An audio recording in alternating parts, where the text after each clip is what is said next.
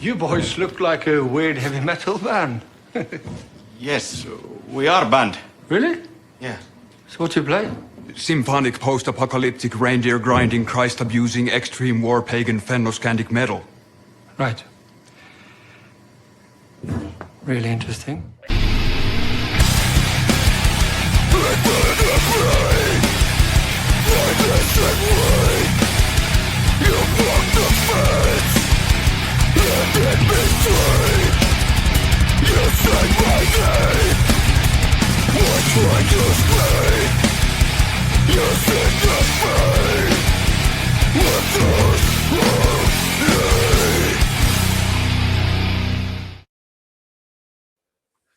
DJ Anubis here with doing the Metal Radio podcast with my co-host for the day, Kevin Lambert. Right. I went to look for him and he like disappeared on me. I'm like, oh. Yeah. Those cats are fighting on the top of the stairs. Oh God. So I had to kick their ass. Yeah. So anyway, we are here today to talk about the 10 most hype trailers according to you and I throughout our lifetime. Of course, there could be many trailers, you know, even going back to the 80s or 70s, but really for me, it's more about in this day and age with technology, YouTube, and, you know, you don't have to wait on like a TV commercial to come on to show you, even though we do see it occasionally. Nowadays, we can just go online, see the trailer, and then get really hyped for whatever movie we are expected to see. And, you know, I was kind of surprised. Believe it or not, out of the list, you and I have only one similar trailer. So all the others are all originals. So that's very cool. And there's even some that I considered that you had that I didn't put in my list, but I'm glad you did. So we're gonna start with your really. Obviously, you didn't have any like particular order. Mine kind of goes in an order, but it's only because maybe like the top two are the ones I watch like the most, like on repeat. But we'll start with yours, which of course is actually the first review you did on your channel with Samurai called The 800. Yes. And why don't you, I never got around to seeing this, so kind of just give people a breakdown of what this is about and how you felt about it, and also just like how you felt about the trailer when it first came out.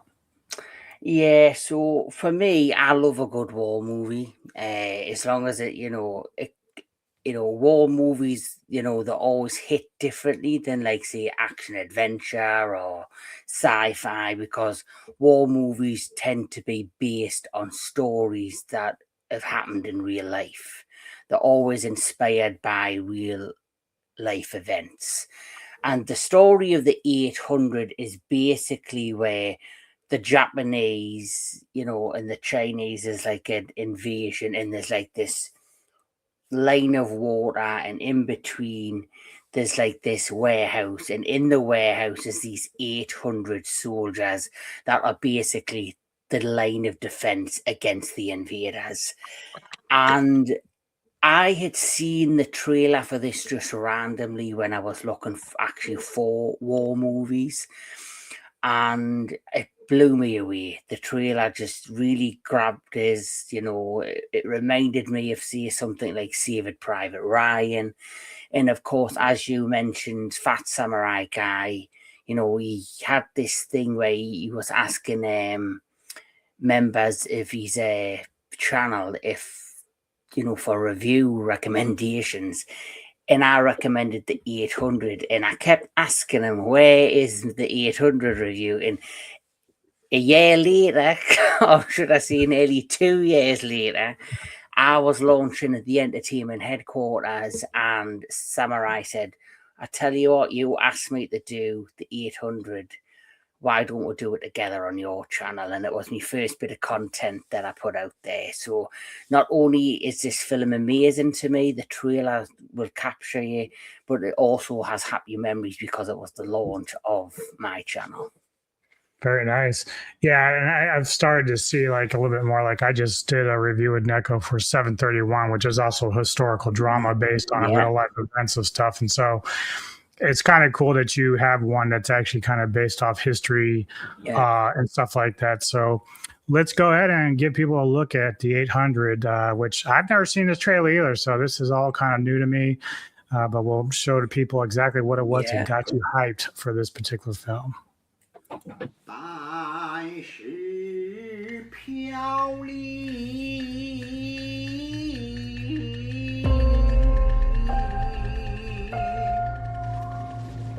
白绒上。我在老家豆腐丝上，我去过县城，我就想看一眼上海怎么子样。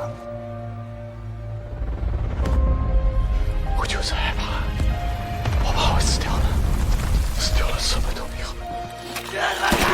我要回甘，我要回甘。一个人一个命，家里牌位早就立好了。是个什么？理良心的话，丈夫许过，是为情死。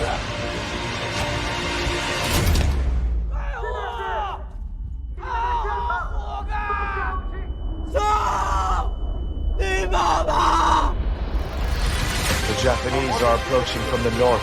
It's beginning. 我要参军，跑不过去了。刀子情愿，愿意死，你们不给救起了。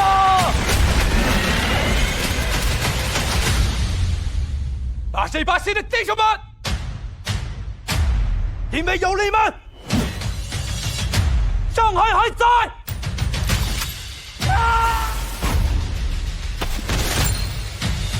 我们中国还有希望！还不输了！不留名了，不哭了！这些孩子，个个都是爹娘生的。结束过程！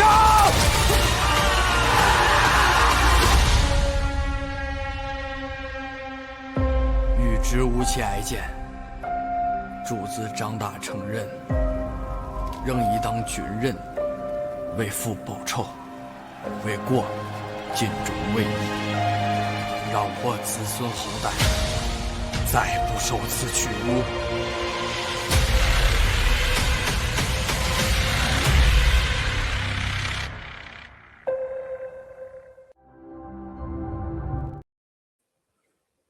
All right.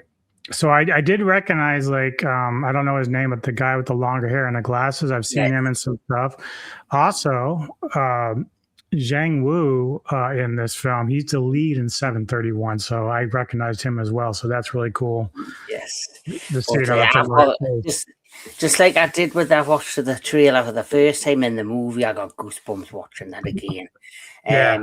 It isn't for the faint at heart. I will say that it is quite graphic with the violence and the wartime, setting, and a little bit of history as well. The warehouse that you actually see, which is based a real warehouse, there is that there's a wall of the warehouse in China that is still there. They knocked the rest of the warehouse down, but they kept a part of the wall still standing, and it's got a plaque on it with all the writing, with people who died there on it. So it's part of history. It's a part of their culture, their what happened during that time. So I do highly recommend anybody who likes a war film that's based on real events to check out the 800.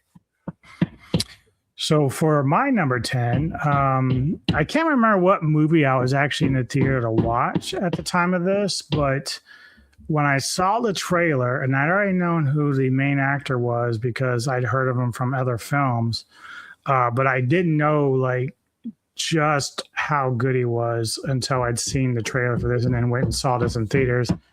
And I'm talking about Rumble in the Bronx with Jackie Chan.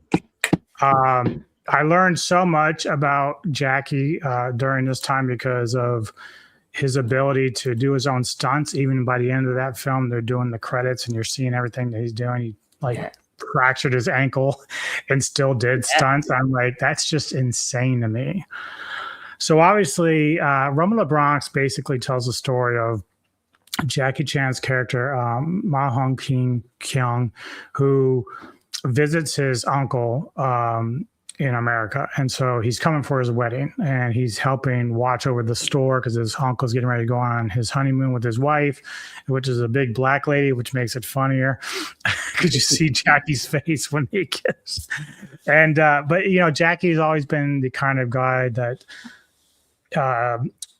creates like comedy within his martial arts film. So he likes to have fun and funny moments within it. I mean, he does have stuff like, was it Shaggy of Eagle's Claw or something like that, where it's a little bit more serious. But most of his films, he incorporates like a lot of comedy into his films, and this is no different. But I was always just amazed just how fast he moves in this film, and how fast like just the choreography with all the other actors and stuff like that, the stuntmen, because obviously we know about his own personal stunt team that he's had for many years that, you know, is kind of replenished over years because they get older and they can't handle as much. But they took a lot of beatings back then. Oh, yeah, definitely. But yeah, basically Kyung, he's looking over the supermarket. He's dealing with gang violence and ends up befriending or romantically involved with one of the gang members' girlfriend, and it just turns into another thing where there's a jewel heist and all sorts of shit going on. But we're gonna have some fun and revisit this trailer for Rumble in the Bronx. And I believe this is 1994. Let me just double check. 1995 in the States. So yeah. To millions of fans around the world, he's a living legend. If you've never seen him before, It's him! Give me that gun! you've never seen action. We got hostages! They're in a hovercraft! Call out the Coast Guard! New Line Cinema presents the action hero who does all his own stunts. Jackie Chan.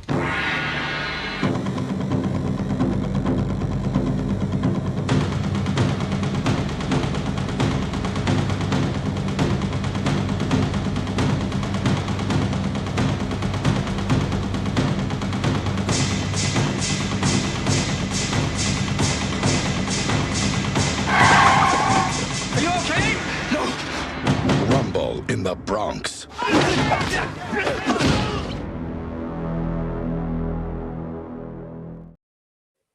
Yeah.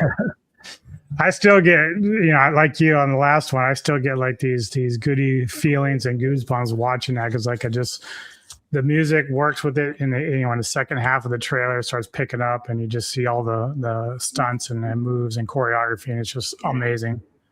Yeah, and like you say, there hadn't been like an action star, like a Korean or Japanese or Chinese action star since, say, Bruce Lee, to capture, you know, an American audience. And Jackie Chan was the next big breakthrough. And of course, we've had Jet Li after that. Then we've had Donnie Yen, but he's right up there with some of the best ones, Jackie Chan. Yeah, and that's the thing too, because you know, obviously martial arts has been around for a very long time, with like Shaw Brothers and all sorts of different stuff that's out there outside of Bruce Lee. But you know, American audiences had only really known Bruce Lee up until, you know, this movie, really, that Jackie Chan did. And then Lethal Weapon 4 is the one that introduced me to Jet Li.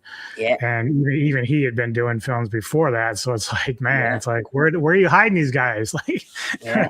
Mm-hmm. And then you've got also the Tony Jaa. Yep. Early 2000s, Tony Jaa with Ong Bak. Yeah. Yeah. He's another huge star who's actually just beaten cancer.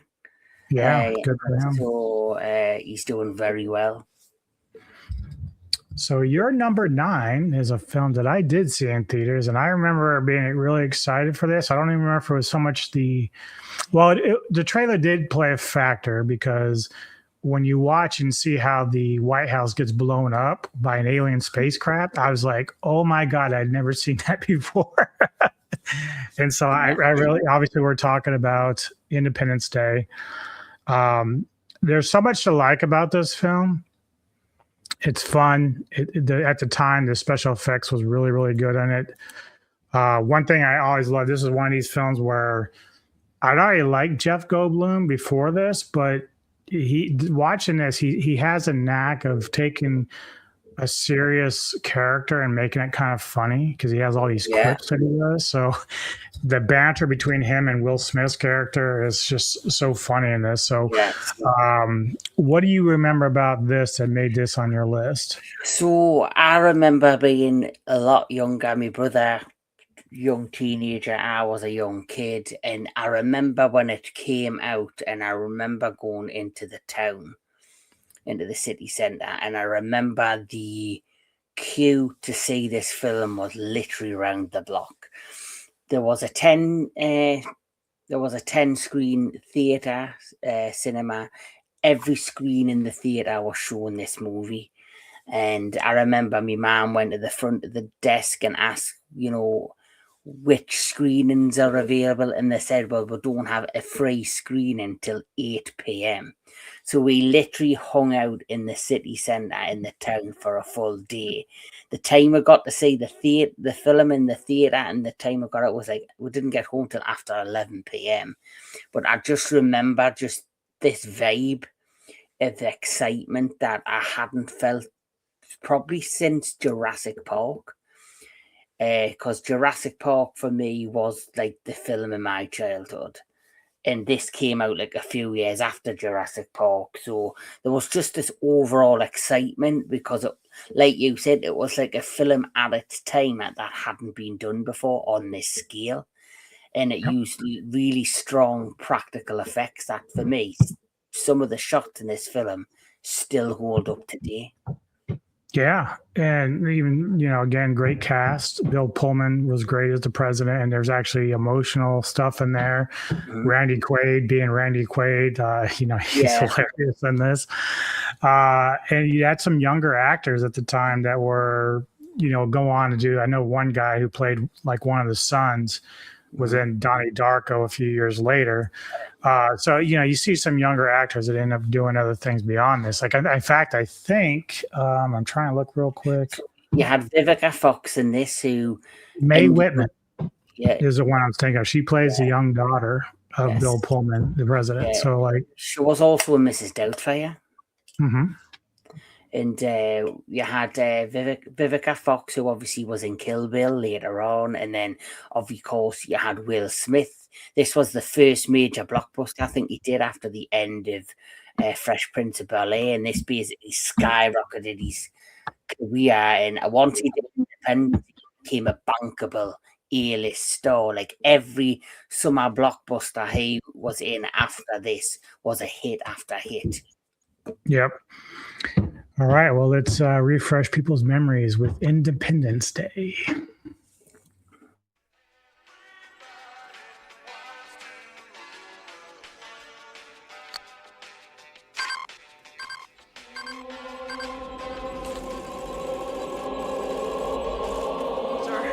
I think you should listen to this. This better not be another damn Russian spy job. Boy from air traffic red say the skies are clear. It's the real thing. Radio signal from another world.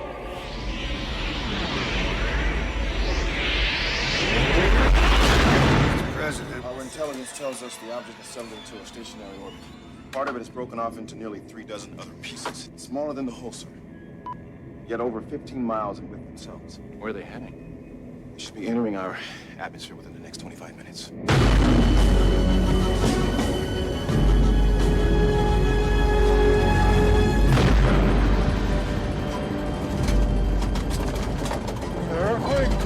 Let's just get there as quickly as possible. What's the rush, huh? Think we'll get to Washington and won't be there? It is confirmed. The unexplained phenomenon is headed for Moscow. It's like a chess. First, they're positioning their pieces, using this one signal to synchronize their efforts. And then what? Checkmate. God. I really don't think they flew 90 billion light years to start a fight.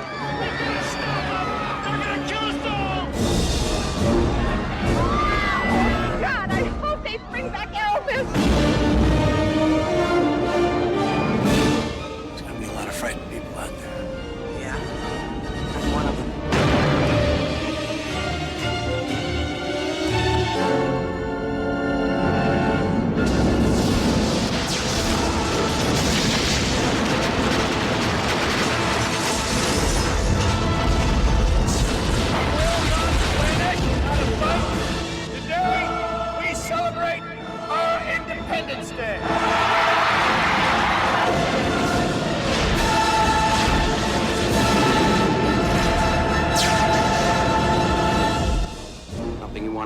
this briefing, Captain Hiller? No, sir. Just a little anxious to get up there and whoop E.T.'s ass, that's all.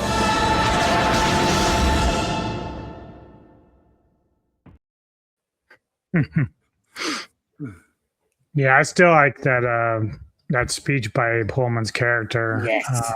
That it's still very much a big pump you up type moment in the movie. So yes. But yeah, as you can see, the plot there is basically Earth gets visited by some aliens looking to take over the planet, and of course we have to fight back, and we basically beat them by giving their computer systems a cold, according to Jeff Goldblum. So my number 9, again, I was in a theater seeing this, and this was my first introduction to Antonio Banderas. And the 90s, of course, you were relying a lot on being in the theaters to see trailers. Sometimes we still do when we go. I know you visited theaters a lot as well. Mm-hmm. But sometimes I see the trailers before I even get in theaters. So I remember like when G14 came out, right? Yeah. I'd already seen the trailer online, but when Missy and I went to the theater to watch another movie and it came up, I just put my fist in the air because I knew what it was. People were looking at me a little strange, but I already knew what the beginning of that trailer was. So I was so excited for that. But this one, again, not really knowing what too much about, because I'd never seen the original film called El Mariachi. Mm-hmm. But of course, I'm talking about Desperado with Salma Hayek and Antonio Banderas. And again, this is another film where there's a lot of faces that we see, you get Steve Buscemi, Cheech Marin, even Tarantino again makes an appearance in this. Danny Trejo, who became like a big star after this. Welcome D. Almeida. He's not as big as you would think, but I've seen him in other stuff. He plays Bucho, and of course Banderas just really skyrocketed him. But obviously, he's like this guy, and the whole plot was really cool because he's this guy that got his girlfriend killed, or his girlfriend was killed, and so now he made his mission to go and kill drug dealers, and he carries a guitar case as a mariachi because he does play, but his days now are filled with revenge, and so he keeps his guitar case full of guns. And I always like the guns that pop out of the sleeves. That's something that I saw there initially would happen with Equilibrium years later, but with this one, this was the first time I actually seen it happen. I thought, oh, that's cool shit. Yes. Do you remember when you first saw this or the trailer or anything like that? I've never ever had seen the trailer, but I had seen like the TV spots when they used to come up on the television when they were promoting it over here in the UK. I never got to see it in theaters. It will be a few years later when I finally got a chance to watch it and thoroughly enjoyed it. I thought it was a great movie. Antonio Banderas is just amazing in this. It's like the film that, like we said with Will Smith, this film in particular launched his career. And then later on, he did a few more, like he did like Assassins. I think he did Assassins with Sylvester Stallone, and then he did a few more drama films until eventually he kind of became a family man and wanted to be like a family actor and make family films. But I still think he has the badassness in him to, if he ever wanted to return to these kind of movies, I still think he has a place in them. Agreed. Yeah. Obviously he does the voice of Puss in Boots, and he did Zorro. So he did a lot of action films back then, and even one that we reviewed, 13th Warrior, was amazing. Yes. So, he had a knack for really doing really well. And through the 90s, he was like a big time star. So let's go ahead and take a look at Desperado. I was visiting a bar, and in he walked. You saw his face? His face? No. I mean, every step he took towards the light, just when you thought his face was about to be revealed, it wasn't. It was as if the lights dimmed, just for him. They called him a loner. I know who you are. Really? You kill drug dealers. I killed the woman I loved. It ruined my life. They called him a miss. You've heard stories of that man that carries the guitar case full of weapons. find him and kill him. I hope you don't think you can take someone like Butch all by yourself. Really? They made the mistake of calling his bluff. Is there something in the guitar case? A guitar? Now, it's time to face the music. Let's play.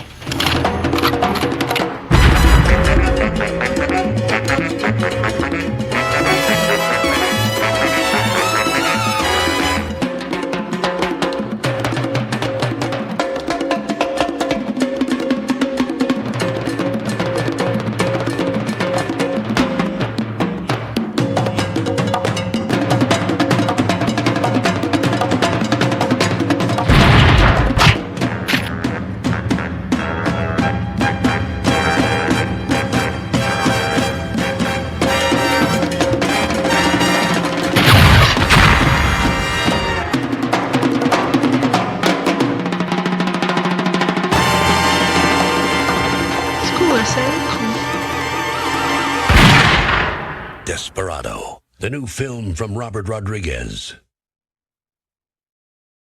Nice. Yeah. And of course, that was my introduction to Salma Hayek. Oh, lovely girl.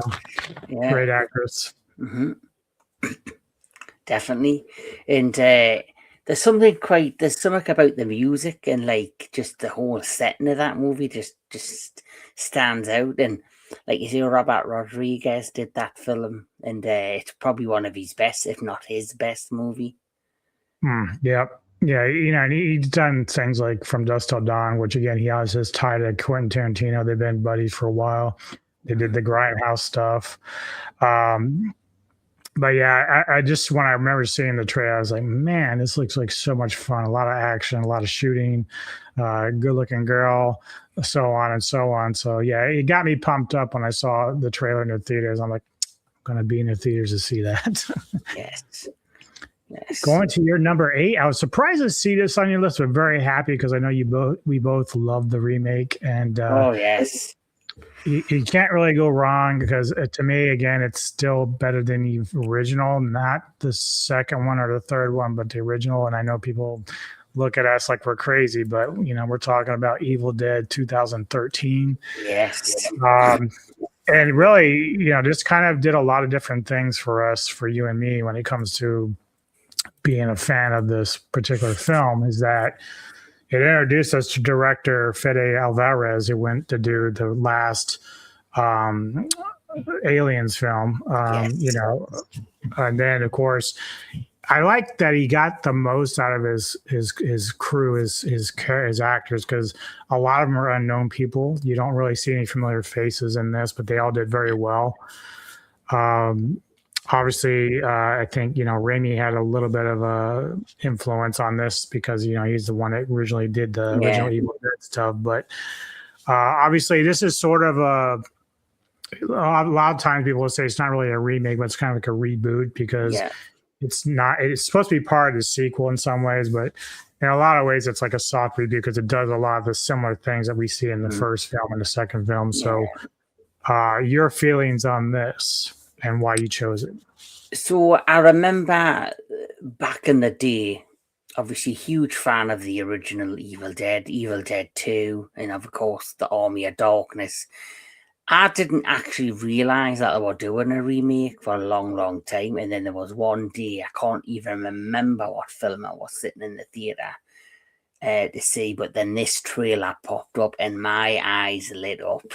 I was like, I cannot believe somebody is doing an Evil Dead remake or reboot. And the thing that stood out for me is how serious and how dark it was. Whereas, the original Evil Deads in the Army of Dark, they're a mixture of horror / comedy, where this had a totally different feel and tone to it. And I just remember just being so I gravitated towards this one straight away. And as much as I love the original 3 films, this for me is one of the best remakes or reboots or continuations I've ever seen of any franchise. And it's still one of my favorite horror films to this day. Yeah, and that's something I really want to point out because obviously when you watch the franchise, at least the early part of the franchise, it does the whole tongue-in-cheek thing where it adds in a bit of a comedy because that's what Raimi was kind of used to doing, was adding some fun into it. The reason why this film stands out more than actually the Evil Dead Rises, and of course we have Evil Dead Burns coming out soon, is that it takes it to a more serious tone. It's still gory, but they kind of avoid any of the comedy that kind of like filtrates through the other films. And even though those films are really good, it's just, I don't know, I do enjoy the fact that Alvarez just kind of said, hey, I'm going to make this terrifying, I'm going to make it gross, we're just going to go at it and just have a ball with this. And I really appreciate that with that. Yes, me too. So let's check it out. Evil Dead 2013. David. Please. Please. You have to get me out of here.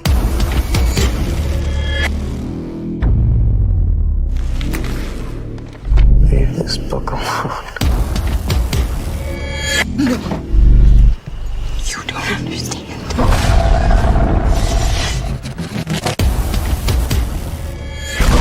There was something in the woods.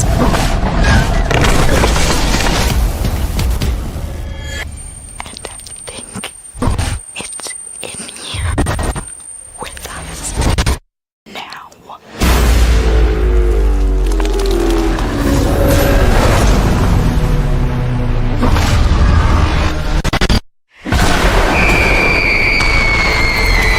You're all going to die tonight.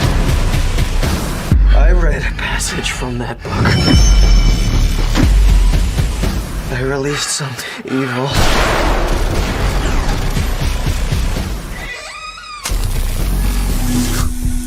Oh my God! Why did you do that?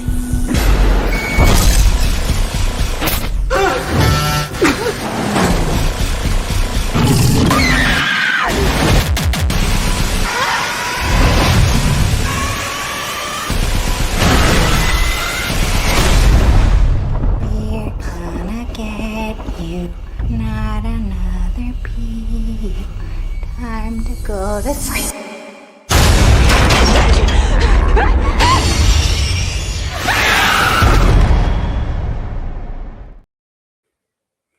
Brilliant. Yes. And that, again, got me on my hairs and my arms there. So imagine being in a pitch black theater seeing that trailer. I was like just totally blown away, and I said, I have to see this in theaters, and I did, and I literally did have 2 or 3 jumps when I watched this for the first time in theaters. It was probably one of the best horror experiences I've ever had in the theater. yeah, see, I didn't get a chance to see it because obviously when I heard they were redoing it and rebooting it, I was like, oh no, because I have such a hard time with remakes these days, especially in the horror genre. So hearing upon this, I'm like, oh no, oh, here we go. So when I finally did check it out, I was like, holy fuck, this is really good. And even Neko was with me when we watched it, and we were looking at that kitchen scene with the girl that takes her arm off. I was like, oh, that's great special effects. Like, I'm like, this is amazing. So yeah, it blew me away. I really enjoy it. It's like one of my favorite remakes. I'm right there with you as far as like one of the best horrors in the last decade or two. Yeah, it's up there. Now, my next selection, people are going to look at me like, wait a minute, you really like this film, Anubis. Why would it be this far down the list for you? It's not because it's not bad. It's just that at the time, very little was known about the main actor outside of a movie called Rapid Fire. And so by the time I got to the trailer for this, yes, I was very much interested in following this person's career because he was the son of Bruce Lee. But at the time, I didn't really know a lot. So it was kind of like, it's still a great trailer, but the movie itself surpassed any kind of trailers I saw or read about. So obviously, talking about Brandon Lee's The Crow, 1994. Amazing film. Obviously, if you've read the graphic novel, you know that Eric Draven, played by Brandon Lee, is killed in his fiance on Halloween Eve. And he comes back from the dead to seek revenge on the guys that killed him, and it just kind of goes on and on. So great cast in this. Bai Ling, of course, David Patrick Kelly, Michael Wincott, Ernie Hudson, just the list goes on. You and I have talked about this in reviews before. This is one of my all-time favorite films. Obviously, there's like two that sit at the top, and this is one of them. Your feelings on this? So I like the movie. I think I very much agree that the trailer is good, but the film is way better than any trailer can give it justice for. It's a classic. It's one of those films that has gained such a huge following, and I generally think it continues to grow in popularity for each time it's seen. And obviously, because the Crow character is a unique character, they did do that disgusting remake, which I like. Bill Skarsgård, I didn't mind when he was cast in the remake. I just think the film itself just wasn't great. And I think he got a lot of flack for that, where the blame shouldn't have went to Skarsgård. He was just an actor that was taking what he was told to do from a page and put it on the screen.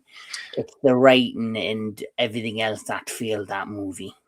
Yeah, and part of me, because look, if I was an actor and if his caliber or whatever, because he likes doing horror and stuff, he has a fondness for it. But like, if I was in that position, like I can sit there and say, like I said now, like, dude, if I were given a chance to redo Jaws, a part of me would say, well, I don't really want to touch it, but then at the same time, like, that'd be really fun, but it has to be done right. And we've always said this about any kind of reboots, that take some films, and Jaws isn't really one of them. I didn't think The Crow was really one that needed one either, but they chose to do it anyway. But I think initially Jason Momoa was actually tied to this film to play Eric Draven.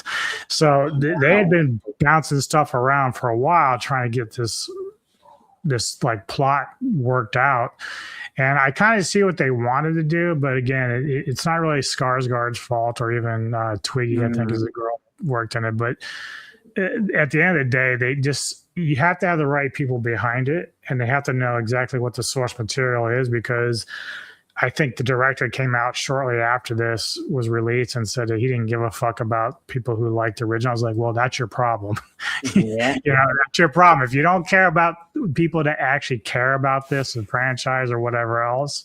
Yeah, and even Bill Simmons put a statement out about the movie, saying, he was frustrated making this movie. He made some suggestions, and they fell on deaf's ear thanks to the director. And then later on, the director then put a statement out about Bill Skarsgård. So there was like this mini, disagreement. Yes. Yeah.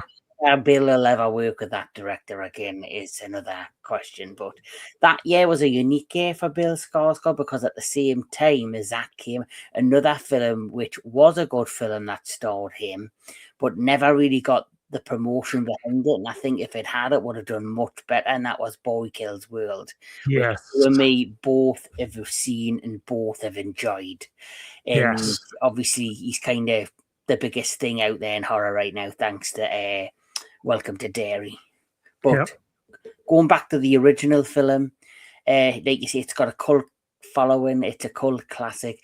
Obviously, the tragedy of Brandon Lee kind of overshadows the film itself, but it also is kind of its strength in a weird way, because when people hear about the circumstances of his death, they immediately want to check the movie out.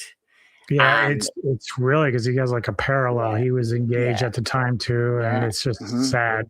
Yeah, so people end up going to check the movie out just because of the circumstances of Brandon Lee's passing. But once they actually then get engage themselves into the movie, they generally find that they love the movie. And that it's a great movie despite them circumstances. And that's the power and the beauty of The Crow, is the fact that not only did it have that going for all of that, the tragedy, but it turned out to be a really good movie, and probably one of the best, I would say, comic to film adaptations. Agreed. And it also has, I'd seen a doc the other night that was talking about soundtracks, and it had two different soundtracks. It has a rock-oriented one from the grunge and alternative rock era from the 90s, and then it has Graham Revell doing the other stuff that you hear throughout the film. So that was something that a lot of films during the 90s was doing, was like two separate ones, because rock was such a big influence on those movies at the time. Yes. So let's check out The Crow, 1994.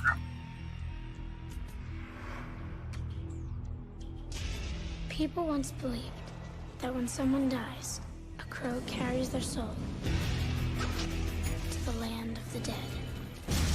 But sometimes, just sometimes, the crow can bring that soul back to put the wrong things right.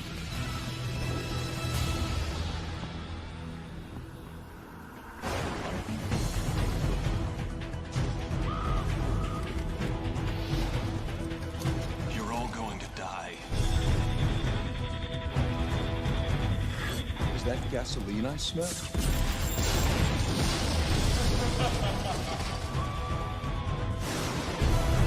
Victims, aren't we all?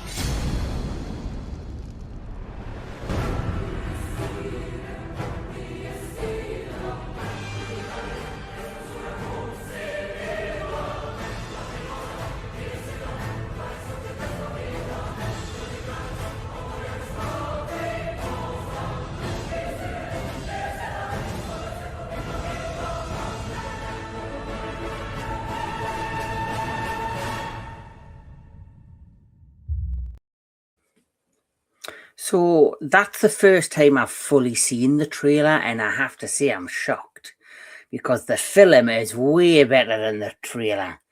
Yeah. The trailer doesn't even feel like what The Crow is, if that makes sense. It's possible that might have been like an alternate version of the trailer because the music doesn't really match it, but but at the end of the day, like, once you do see the movie, like the soundtrack is powerful, the performances are powerful, and then of course the tragedy behind it is very powerful. So you're at times thinking about that too, because you're like, wow, this is so similar to his own life, you know? Yes. All right, your next one in the list.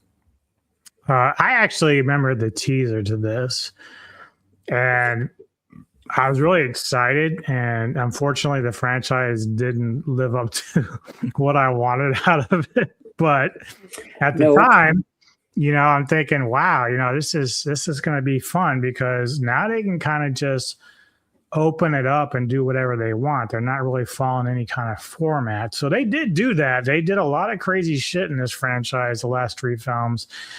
But the one that kicked it off, of course, is The Force Awakens.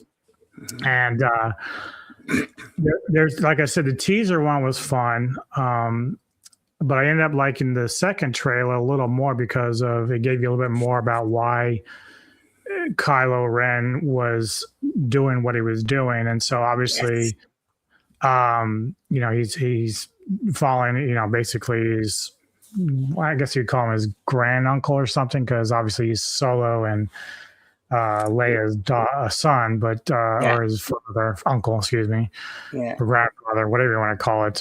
But you know, I remember Adam Driver taking so much shit for this because the character was kind of emo. So that was one of the problems. But the one thing I can say about Adam Driver is that he did some sort of skit. It was either on Saturday Night Live or something, but he is like the undercover boss, and it's just so funny. Like, he actually just played with it. He just went with it and said, all right, you want to make fun of being emo? I'm going to show you emo. And he just has fun with it. So I've always appreciated that he can laugh at himself about that character and everything. But why exactly? I guess I shouldn't ask why you put this on the list. I know why, because it just was rebooting our love for the other films that were out before that. So go ahead and tell us a little bit about it.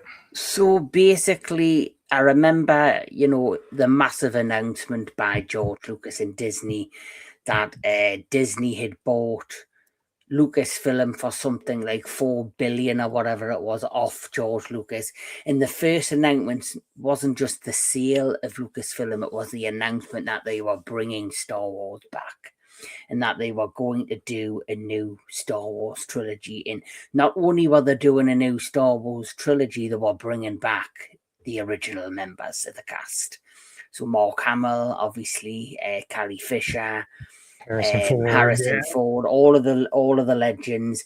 And so obviously you just had this hype and this anticipation for, you know, when it went into production, and the waiting week after week for the, you know, for the final you know, the first teaser or whatever to drop. And then of course I think it was they officially made May the 4th this day for Star Wars. And I remember when it was, you know, May the 4th be with you. And I think that's when they showed the very first trailer, like the one you mentioned, the teaser. And I remember just being blown away. I genuinely thought, I was very skeptical, very worried, but seeing the first trailer, it gave me those vibes and those feelings from when I very first seen the trailer for Revenge of the Sith. Because up to that point, I had mixed feelings on the whole Star Wars stuff. But Revenge of the Sith kind of gave me my faith back in the franchise. And to me, it's still my favourite outside of the original trilogy. And, of course, Rogue One. But obviously, this is the first movie in the new trilogy. And I thought the first movie in the trilogy was okay. It was like a rehash in some ways of A New Hope, except the story in it is you've got this mystery of Rey, who's this young scavenger girl who's on this planet, and suddenly, you know, the stormtroopers who are hunting for the location of Luke Skywalker, who's went into hiding, and she then gets embroiled in the whole plot of searching for Luke Skywalker. She's introduced to Leia, she's introduced to Han Solo, she's then obviously introduced to 3CPO and R2D2, who is totally MIA in this film. He basically switched himself off because it's part of like the reveal at the end of he has the map that will help you find Luke Skywalker. And of course you've got this new mystery villain who is Kylo Ren, who is Ben Solo, who is the son of Princess Leia and Han Solo, and is the nephew of Luke Skywalker, and he wants to overshadow what you call him, Luke Skywalker. And there's a history there between Luke and Ben, and it's all tied in between the Sith and obviously the Jedi. And obviously this was the first chapter of the new trilogy, and it had quite a shocking ending with Han Solo. But really, even though it wasn't 100% the movie I wanted it to be, out of all of the trilogy, the new this is the one I can watch again. The other two are a hard watch. I'll be totally honest with you. I don't think I'll ever watch, you know, The Rise of Skywalker again. It was just a fucking jumbled up mess. The storyline was pointless. The story was crap. What they did with the characters from the original to the new just didn't work for me. And it was like they didn't have a cohesive plan. Like with the MCU, they had a 10-year plan from Iron Man up to Infinity War, up to Endgame, and they knew exactly bit by bit what they were going to do and execute it. Where this new trilogy had a different director with a different idea throughout the course of the 3 films, where I think, I forgot who directed this one. It was... I can find out. No, J.J. Abrams. J.J. Abrams, who is a good director, he should have literally wrote all 3 movies, wrote the story, put the story and directed all 3 films. The fact that he passed it down to Rian Johnson and then had to return to try and fix the mess he started, kind of, it's disappointing. But I always remember going into the theatre, seeing this trailer and being very excited. Yep. And so we're going to check out the second trailer that came out because it's a little bit more deeper in detail. But so here we go with Star Wars: Force Awakens.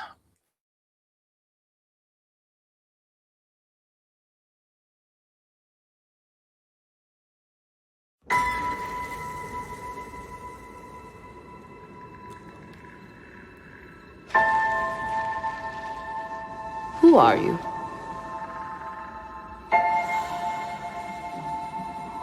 I'm no one.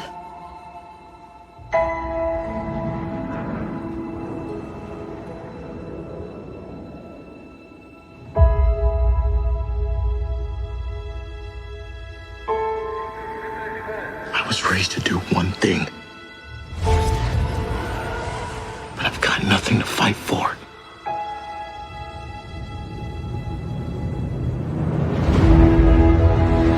Nothing will stand in our way. I will finish what you started.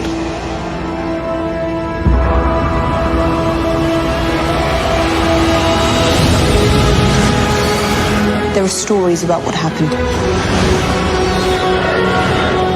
It's true. All of it.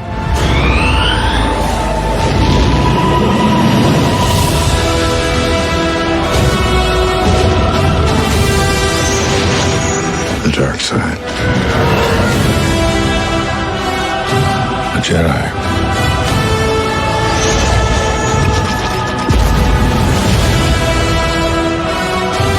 They're real.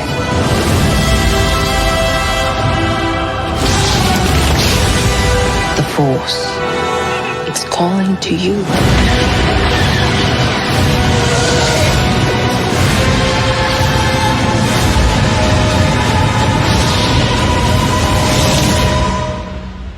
Just let it in.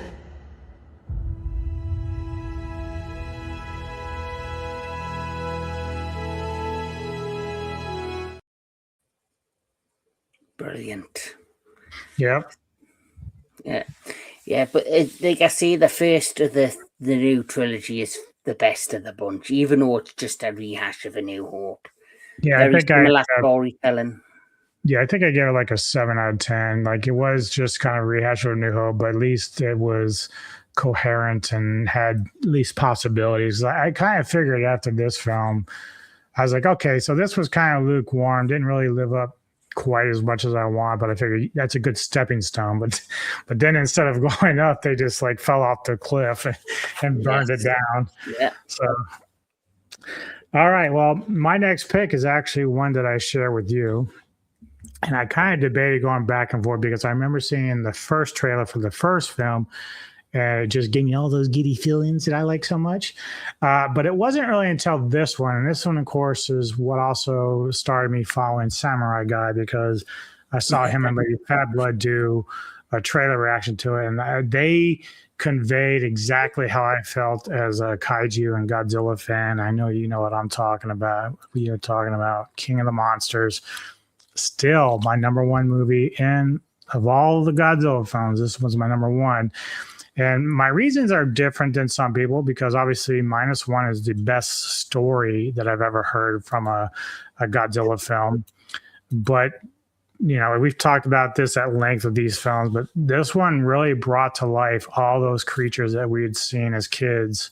Yes. Ghidorah, Rodan, Mothra, and gave them like fluidity, mannerisms, their behavioral patterns. And it's just so well done. Like, obviously the storylines are a bit, you know, flimsy, but overall, like it gave me what I was looking for whenever I saw these creatures on screen. And so obviously you felt the same way as it's on your list. Just how impactful this movie was, and Doherty, being a fan of the franchise, came in and just gave it a lot of great soundtrack, obviously. Your feelings on all this? So obviously after the success of Godzilla 2014, I thought that was a great start. And, you know, the thing with 2014, nobody knew how that film would go. Nobody kind of knew if it would be successful or not. And, you know, I thought Gareth Edwards did a fantastic job. He kind of captured the essence of what Godzilla is. And he also started gradually building this new mythology with the Titans and being this alpha creature that's there to, you know, protect the planet, which he sees as his domain. And then, of course, Kong later gets introduced. But after the success of that particular film, when it was announced they were going to do a sequel, and I heard Rodan, Mothra, King Ghidorah were getting brought in, and my jaw could have smashed off the floor, because I thought to myself, this is what we've wanted since we were a kid. Like, the Hollywood treatment of a franchise and characters we've loved since we were little kids. And for me, as you've mentioned, I remember when it was Comic-Con, and this was the most viewed and most watched trailer from that year. And suddenly, where everyone was like, well, Godzilla 2014 was a good movie, it's getting a sequel, great. But I generally felt as if when they dropped the trailer, they were taking it serious. The studio looked at Godzilla and respectfully, and I felt as if they were really giving it a good shot to try and build a very successful franchise. But then I generally feel, though, they dropped the ball later on because they did too many trailers, too many television spots, and I think they threw it down their throats leading up to the release date that people just tuned out. Like, well, I don't actually need to see the villain, because I bet you all the best fight scenes that we've seen in these TV shorts and, you know, multiple trailers. So, of course, because of that, it kind of did ruin the success of King of the Monsters doing that. But the initial trailer, when it first hit, like I say, my jaw nearly hit and smashed off the floor, because it was everything I hoped and wanted it to be. Yep.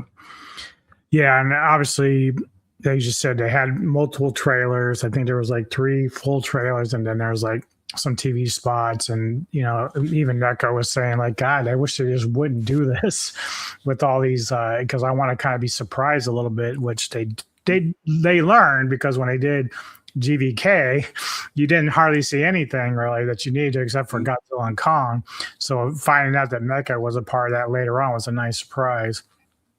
But I like the second trailer of this because, for one, it gives you a little bit more of a look at some of the other creatures with Mothra, Rodan, and King Ghidorah, whereas the first one kind of like just gives you that shadow of King Ghidorah, which is still very much a lot of fun. But we're going to check out the trailer for trailer number 2, which is really, really good as well. Mm-hmm.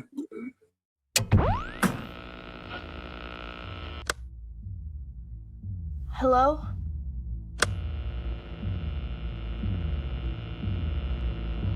Is anyone there?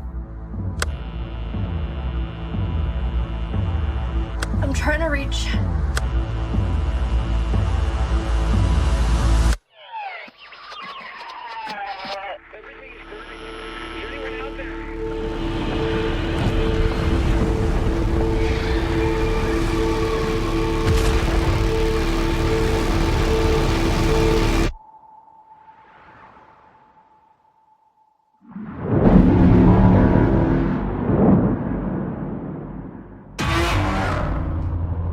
Senators, we believe that these titans are just the tip of the iceberg.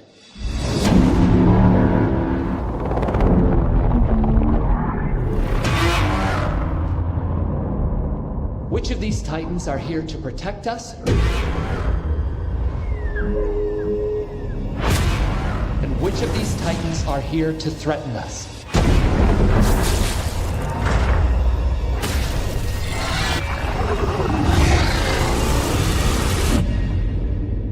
So you'd want to make Godzilla our pet? No. We would be his. You're sure he's gonna be okay?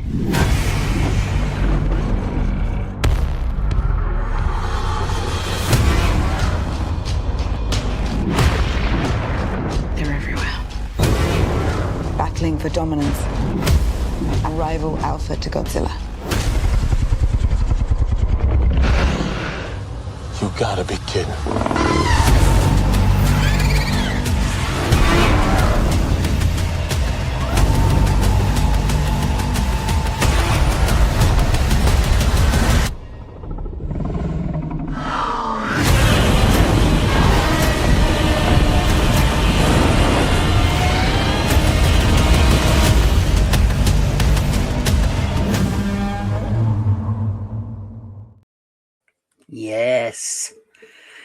And one thing I love about the trailer is, like I was saying, after the success of 2014, it generally felt like they were taking the series serious, and the tone, the feel of that film, King of the Monsters, I just lifted everything to a 10 compared to 2014.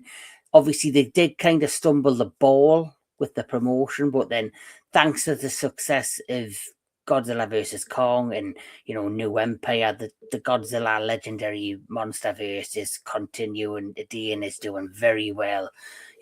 I'm up to episode 4 of Legacy of Monsters season 2, which I'm enjoying. It's a very similar feel to the first season, where it's a mixture of character storytelling and elements of the monsters. And then, of course, we've got Godzilla Kong Supernova coming in 2027.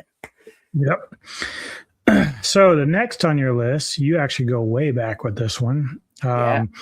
Saw this probably on regular TV at the time, because obviously the internet wasn't like it is now, but I wasn't at theaters. I actually went to see this twice in the theaters, and took my little nephew the second time to go see Jurassic Park, the original. Yes.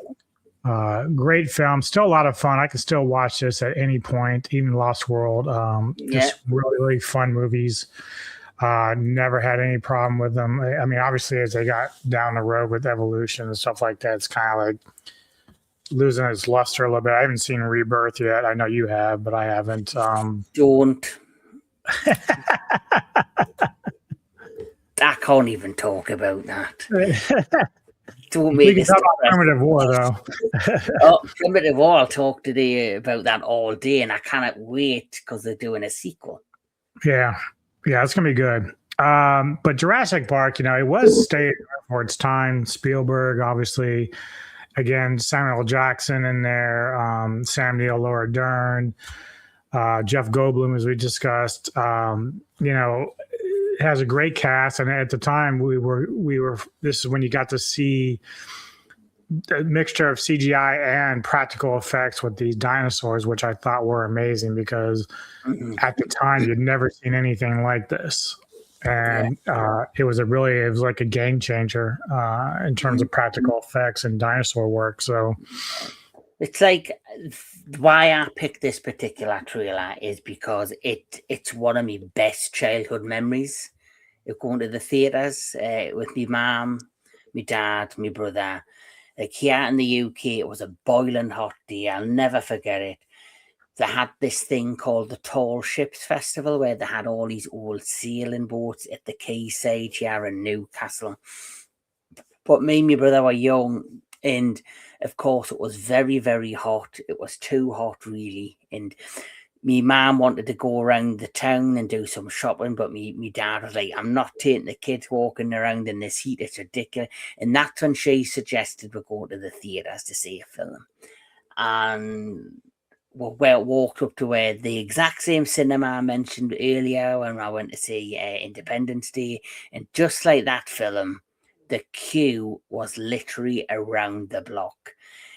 Every screen was showing Jurassic Park. And I even remember, before seeing this, I think it was the week before, they had a TV spot promoting the movie. And the magic about Jurassic Park, the first film when it came out, the first TV spot shows you literally nothing. Yep. It literally was music, a voiceover. Then you're seeing like a puddle, the puddle break away, and vibrate. Then vibrate, and then you're seeing the Jurassic Park logo on the screen, and that was it. So, like I say, Steven Spielberg kind of created the summer blockbuster. Created that via Jaws, and once again, many years later, he created probably one of the biggest summer blockbusters of all time in Jurassic Park. Without a doubt. So let's go ahead. Check out Jurassic Park.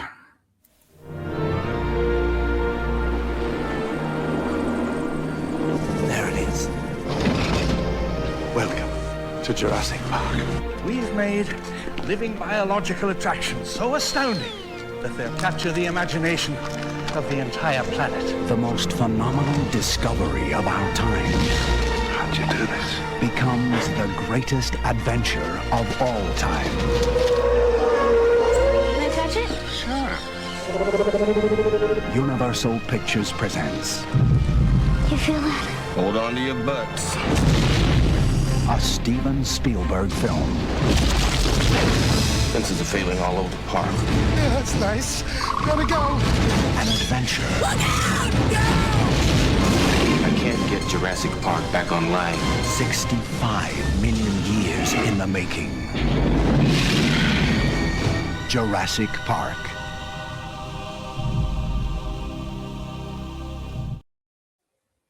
Yeah, and even there in the initial trailer, they're literally showing you nothing. They're literally showing you like little glimpses of the dinosaurs, but they didn't show you the T-Rex roaring when it first brought out of the compound. You see like just the giant footsteps of the Brachiosaurus. And they barely touched on the Velociraptor, so yeah. So I remember, like you say, the trailer doesn't show you anything, and then I always remember seeing the Brachiosaurus for the first time was epic, but for me, it was when the T-Rex first breaks out of the compound, and it literally roars, and you just see it walk onto the road. I remember my jaw hitting the floor and thinking, this is the greatest thing I've ever seen. And I might have been, was in 1993, so I'm probably a young kid, 8 or 9 year old. So if you can remember you being an 8 and 9 year old kid, seeing something in the excitement you got and just being totally blown away. And these are memories and moments that you don't forget as a kid. Yep, agreed. All right. Well, my next pick, again, this is actually a third into the trilogy. Of course, it's now more of a franchise, but at the time it was a trilogy, but it's also a prequel. And I fell in love. Actually, I talked about this story before where I had written a story similar to what is the theme of the entire franchise, but from a little bit different. It wasn't quite the same, but I'm kind of like kicking myself in the ass that I didn't come up with the idea first, but I'm talking about, of course, Underworld, Rise of the Lycans. Everyone knows my love for werewolves. Mm-hmm. This is basically a franchise that focuses on werewolves versus vampires. The lovely, what is her name again? Kate Beckinsale. Yeah, thank you. This is a mind fuck there. But yeah, so, and this one had Rona Mitri in it, playing Sonia, but it's mostly tied to Kate's character. But anyway, I really love this one a lot. It is a prequel, but it is more werewolf focused as the other ones. Even though the other ones have werewolves in them, obviously because of the war between the two clans.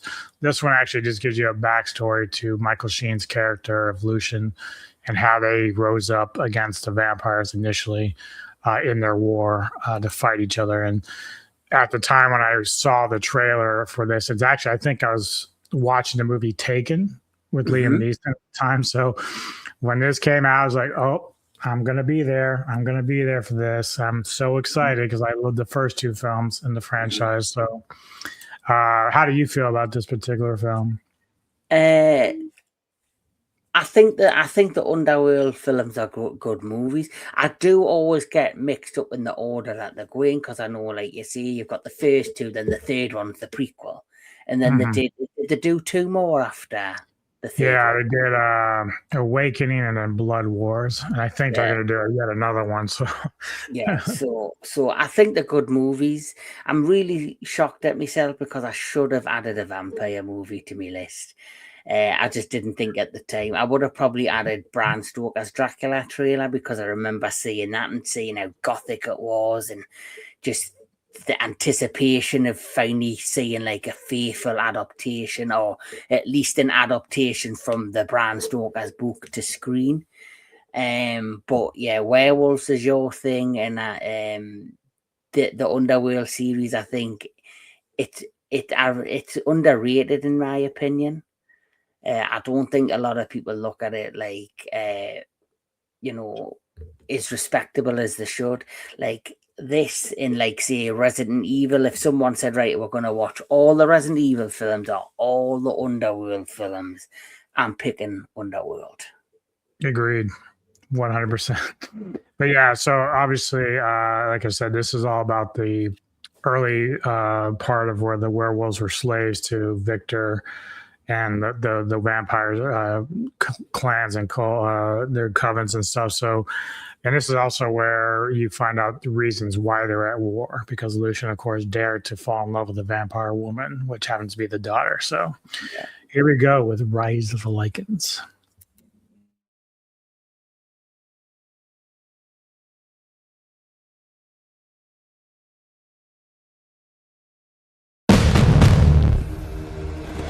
You are the most fearless warrior I have ever seen.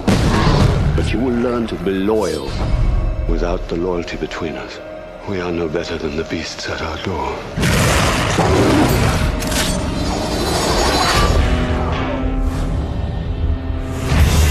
They are the immortal damned.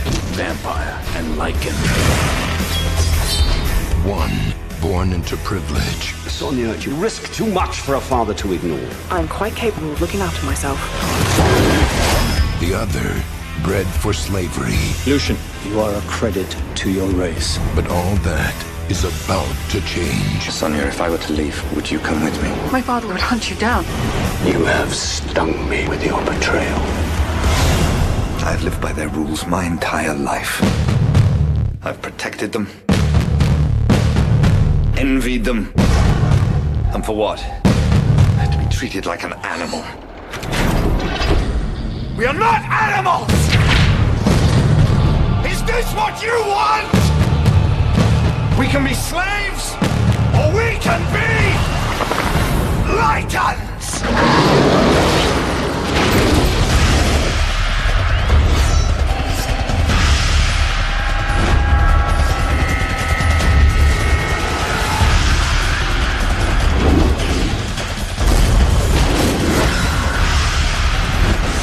You have defied me for the last time. Are you with me?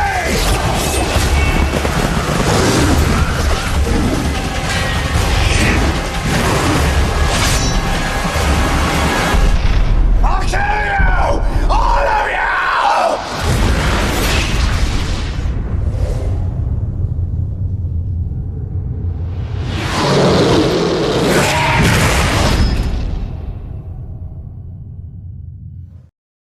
Nice. Yeah. Still get an adrenaline rush with that. Is this one, the third one, your favorite of the franchise? Yeah, probably. I mean, obviously the first three overall are just so good for different reasons, but obviously this one because of how it is the center point of why the war started between the Lycans and the vampires. So I just really love the feel of it. I love the plot. You know, sometimes when I write my own fictional stories about werewolves and vampires, it always kind of centers around of a werewolf falling in love with a vampire woman who ends up getting killed by her father, who's a cult or elder. Yes. So yeah, it's the first three films are flawless. I mean, the other two, Blood Wars was okay. I didn't really like Awakening too much. But the first three are just perfect for a trilogy. Like I would recommend it to anybody to watch them. So your next one on the list was one that I almost chose, and it's my favorite of this particular franchise. Yes. And I'm talking, of course, Guardians of the Galaxy Volume 3. Yes. They've always had great soundtracks. The cast is good. But the one that sets this apart so much is that it's more emotional. Like I really I was in the theater tearing up watching this film.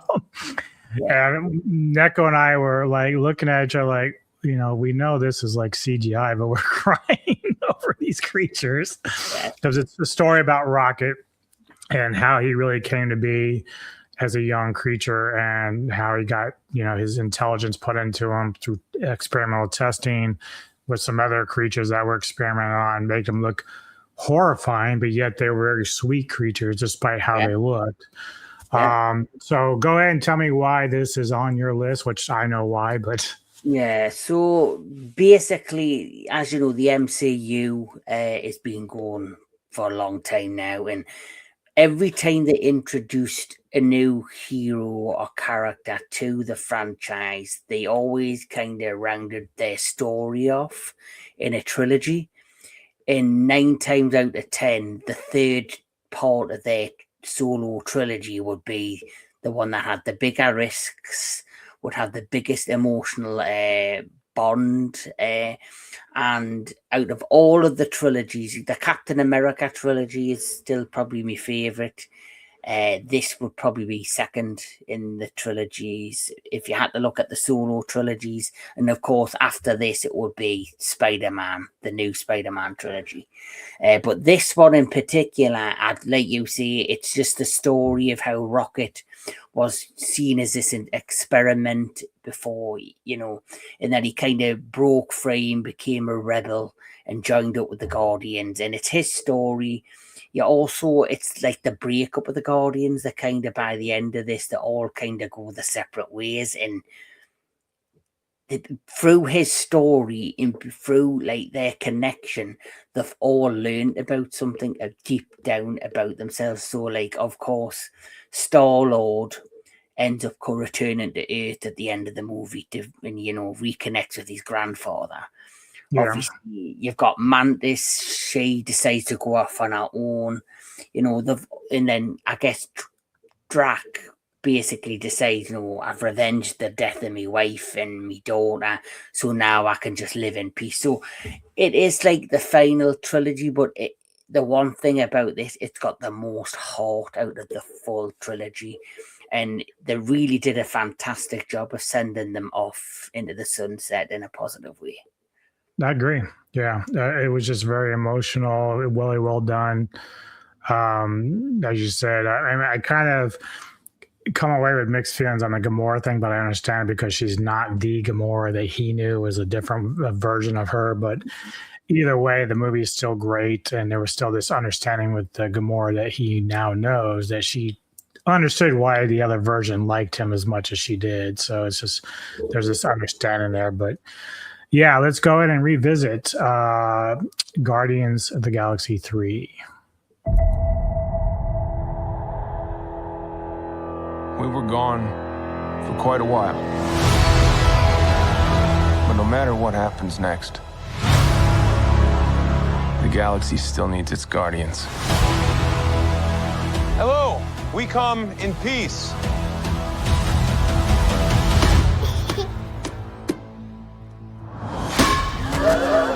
Come on, Drax. Seriously, dude? No! Ow!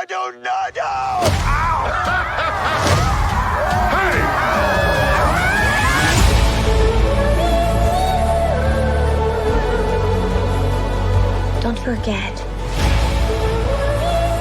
where we came from.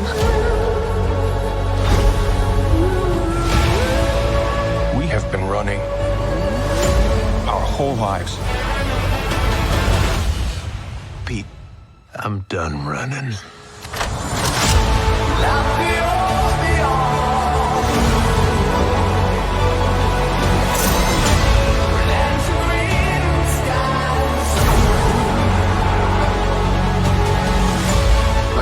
We'll all fly away together. One last time. Into the forever. That beautiful sky.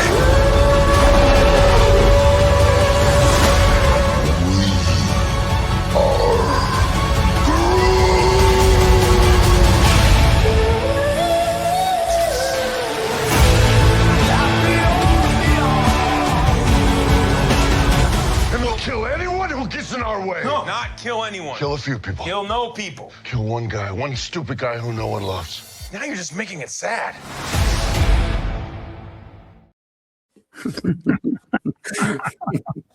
Yeah.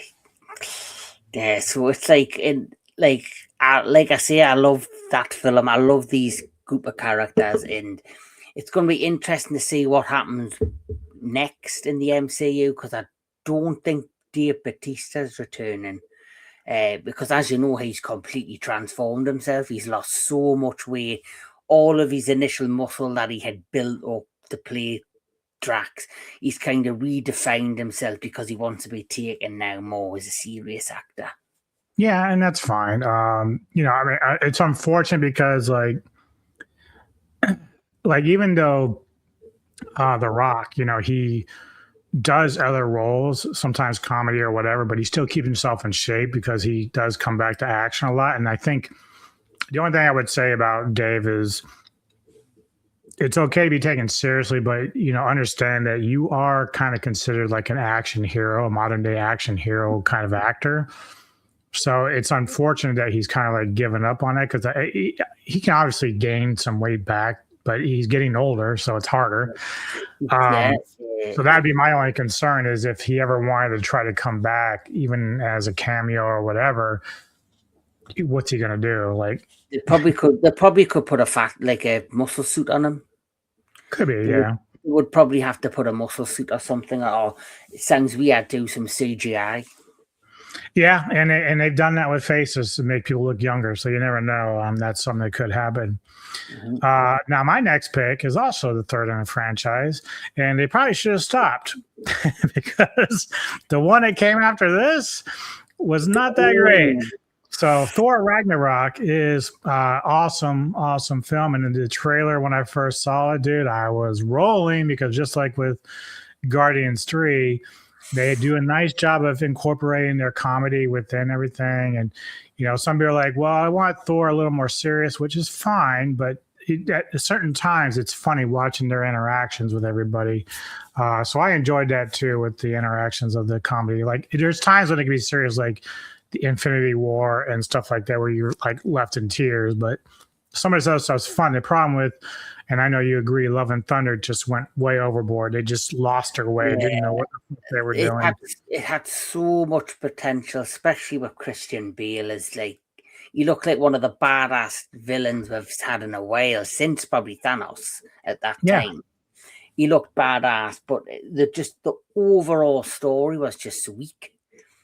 But here with Ragnarok, it's like they're just having fun. Obviously, Thor is, you know, kind of lost around in space. He comes across this planet where he gets captured, and he's now put out to be like a fighter for their champion on this planet, which again, Jeff Goldblum plays a nice little role in this, which is a lot of fun. But this is, again, like seeing the trailer and the comedy mixed in, even when you watch the movie, there's some nice bits of comedy, but it also has a lot of seriousness because, you know, you deal with what's going on and what's the fuck is called their place? Asgard. Asgard, thank you. You see what's going on with Hela and that and the death of their father. And of course, we see, of course, I think this is the one where Loki dies at the beginning, right? No, he gets sent, he splits off in the rainbow thing. Yeah, but what happens? He splits up, but he gets killed by Thanos at the beginning of Infinity War. Yeah. So then, basically, right at the end, that's when Thor hits him with the hammer right into the chest. Yeah, and that's where Thanos goes, "You should have aimed for the hand." Yeah.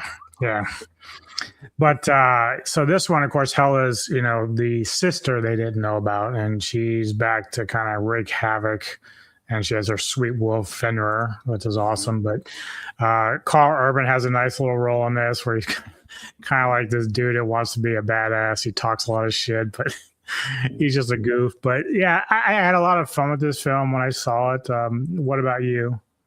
I enjoyed this film, but I think I'm probably the opposite there, where I'll too like Thor more serious. Like, he went too slapstick in Love and Thunder. In some of the like the Avenger films, they tried to use him to be like the comic relief element, especially when he meets Star-Lord and he's like, "Yes, you're the leader." Oh, yes, you're. Of course, you're the leader. Yes. Stuff. Do enjoy that, but then I think you have to have an equal balance. Well, yeah, and that's the problem, right? Because in Love and Thunder, Bale's character, the God Killer, is the one that you should be taking very seriously. Plus, you have Jane, his girlfriend, who is dying of cancer, but she gets powers through Mjolnir, the hammer, and so she's able to kind of sustain herself. But eventually, she has to, she sacrifices herself to save the God Killer's kid. Bring that kid back. And so you would think that the movie would be centered around the seriousness of all that, but what it does is it just throws in like all these kids, and then like again, I didn't really like that part of it. Yeah, but and Lady Thor, when they brought Lady Thor in, I thought I was expecting more from that. Yeah, yep. But let's check out the trailer for Thor Ragnarok. I do like the beginning of this as well.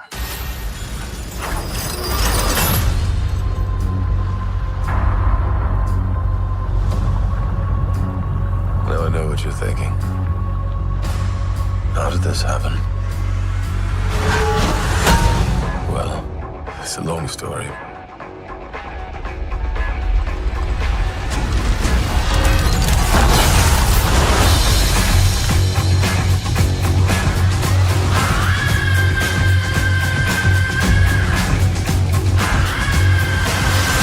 Asgard is dead.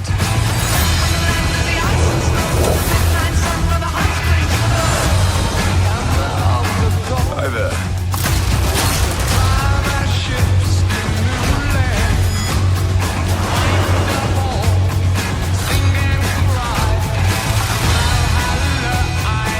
What have you brought today? Tell me. A contender.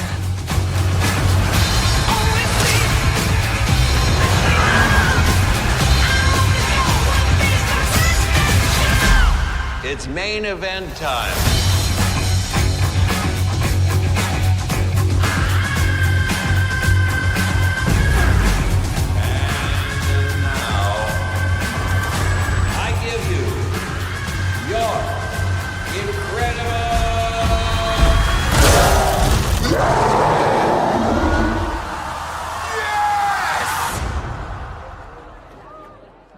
We know each other. He's a friend from work. Oh, come on.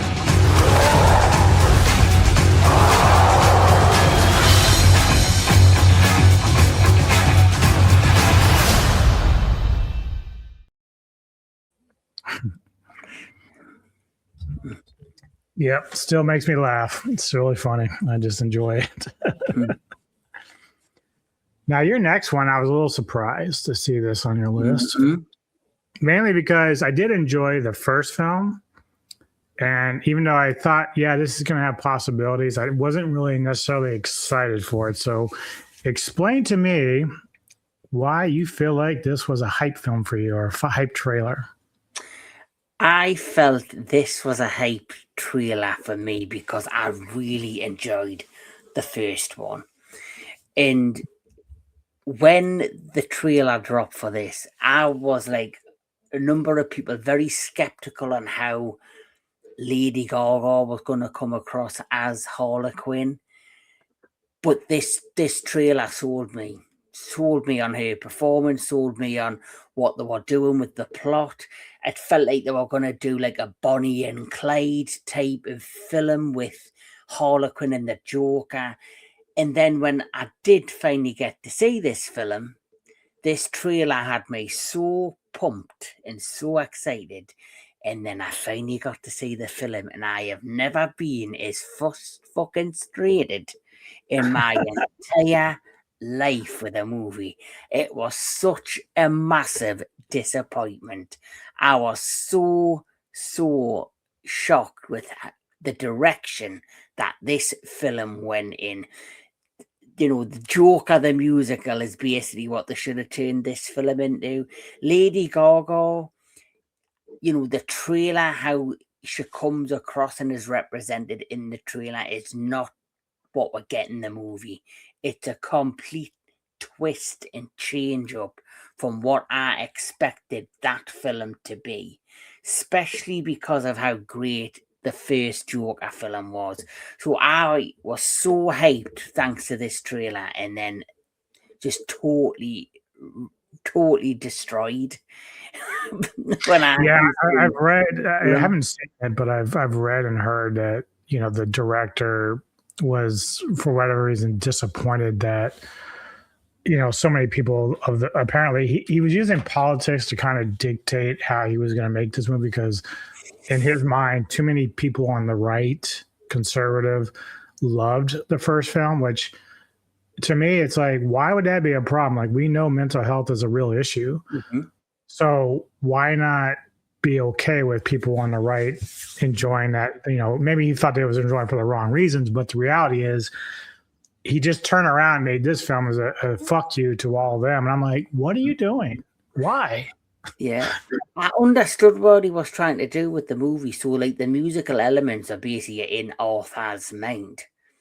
So when he's singing and dancing, and you see like the people interacting, and they're doing all the dance, I understand what it's doing. He's trying to show like the inside of his mind and what he's thinking. I get all that, but it just didn't work.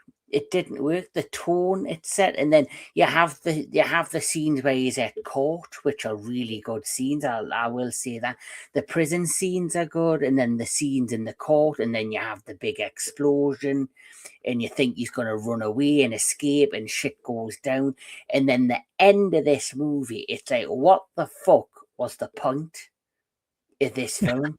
Why was it even made? What is the point of Joker Folie à Deux? But it all starts with the hype from the first initial trailer, which just blew me away. But then it's a case of those things where the film and the trailer don't mash, but in the most disappointing way, where the positives for The Crow, go back to that, the trailer doesn't give you the real vibe or the feels of what The Crow is. So you go into that movie with maybe a certain expectation, but you leave The Crow feeling much bigger appreciation for the movie. Where you go into this, it's so overhyped, it looks like an epic, amazing sequel, similar to like, say, Batman The Dark Knight Rises or something. You go into Batman Begins, you see this trailer for the second one, you're like, holy shit, this looks bigger and better and grander than the first one, and it was. And you go into this film with that same expectations, but leave completely disappointed. Yeah, like I said, I hadn't seen this, so we're going to go ahead and just jump into the trailer and give us a refresh of what it was all about. 2 years ago, the name Arthur Fleck hit Gotham like a hurricane. The trial of the century. They believe Arthur Fleck to be some kind of martyr. Well, he's not. There's a monster. When you're smiling, when you're smiling. When I first saw Joker, when I saw you, the whole world smiles with you. For once in my life, I didn't feel so alone anymore. When you're laughing, oh, when you're laughing, the sun comes shining through. For once in my life, I have someone who needs me. How about you, Arthur? Do you still think you're a star? Showtime.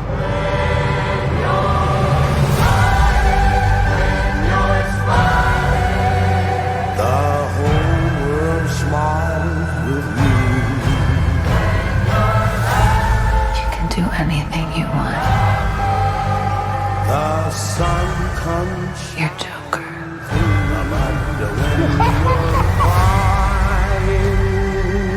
Look around! Look at all these people! Bring on! I will no longer allow any of you So stop your sighing. to keep me down! Be happy again. I got the sneaking suspicion that we're not giving the people what they want. It's okay, baby. Let's give the people what they want.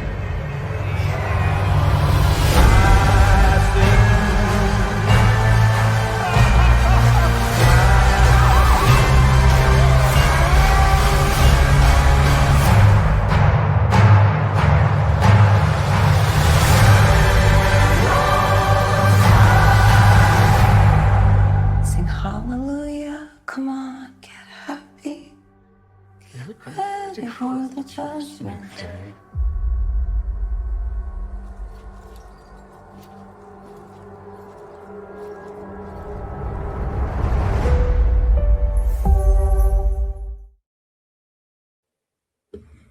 So, like you say, give the people what they want. You didn't. You didn't give me what I want. You did not give me what I want, Todd Phillips. And one thing I will say, despite this is one of the positives, Joaquin Phoenix, who plays Arthur Fleck, aka Joker, he's still phenomenal. He's still a phenomenal actor, and he did do a phenomenal job in this. He tried to do the best with what he had of it, and even Lady Gaga. But I felt as if how this trailer showcases her in her character, what you get out of her character in the film is completely not what you expect. Yeah, and it's weird because even watching that trailer, like I'm like, the cinematography looks amazing. Like it just looks great. But like, you know, I never got around to seeing it, but then hearing everybody talk about like what was happening and why, and it is disappointing that, you know, it wasn't well received compared to the first one. First one was brilliant, I thought. But you know, that is what it is. But like Todd Phillips, David Ayer didn't live up to the hype of what he gave me either. And I was, you know, there's a part of me that loves pieces of this film, but it's only because of the same girl, but played by a different actress. Harlequin, of course, Suicide Squad from 2016. I can still watch this trailer and get very hyped up about it because it's so well done. You know, Margot Robbie does an amazing job as Harley. It's from the vision that I had seen, you know, in the cartoons growing up. So when I see her portrayed on film, it matches. But obviously, the movie that came out a couple years later, The Suicide Squad, turned out to be much, much stronger, much better. Much stronger, yeah. Yeah, it was just, I think Gunn did that one, right? James Gunn. Think so, yeah. Yeah, so it was just a much better film. Now this one this one does give you this like hype, like wow, because I knew nothing of the Suicide Squad as far as comics goes. Like this was my first introduction to like the anti-heroes or villains becoming like kind of good guys. Yes. And so when I'm being introduced to this trailer, I'm like, wow, this looks amazing. Like this is cool. I really dig this. How did you feel both with the trailer and when you finally saw the film? The trailer I thought was okay. It did grab us, like it did get me like interesting. Oh, this looks different. You know, you're now getting these well-established villains or a handful of villains who we all know. And now they're like turning them into these anti-heroes, and the cast was phenomenal. They had some big names in this. You know, I think the biggest thing people were excited for was to see Margot Robbie as Harlequin. But I think also, this was the first time you were seeing Jared Leto as the Joker. Yes. So obviously after you had seen after you had seen, what was it called? Heath Ledger. Meng was thinking. You had seen Heath Ledger as the Joker, and obviously he was given an Oscar post-mortem, you know, for his role as Joker. So the anticipation and the hype around Jared Leto was high. And it's quite funny, actually, that he got Heath Ledger got an Oscar for playing the Joker, and then so did Joaquin Phoenix. Yeah. Two actors got an Oscar for playing a fictional villain, the Joker. Well, I think that's funny because, you know, Leto did take a lot of unnecessary hate, but he does, you know, Leto's like hit or miss with an acting for me, and I thought he did a much better job as Morbius than he did as the Joker. Yeah. So,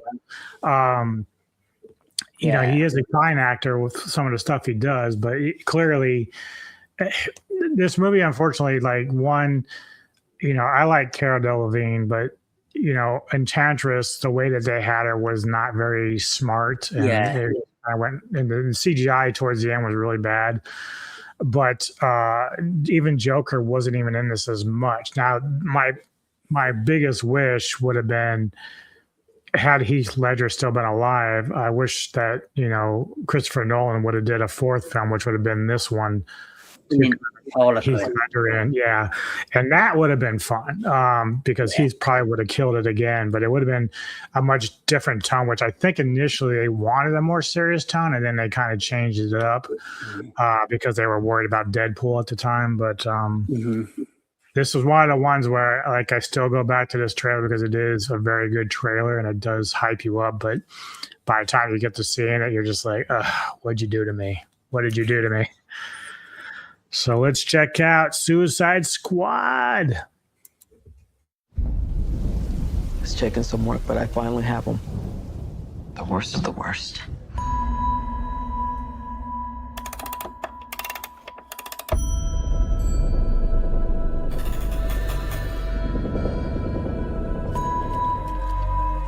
Where? Let's just say I put him in a hole and threw away the hole. There's rumors, Amanda, that some of them have abilities. Oh, yeah. I have seen things. Maybe Superman was some kind of beacon for them to creep back from the shadows. I want to assemble a task force of the most dangerous people on the planet who I think can do some good. They're bad guys. Exactly.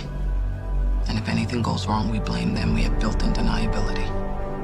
What makes you think you can control them? Because getting people to act against their own self-interest is what I do for a living.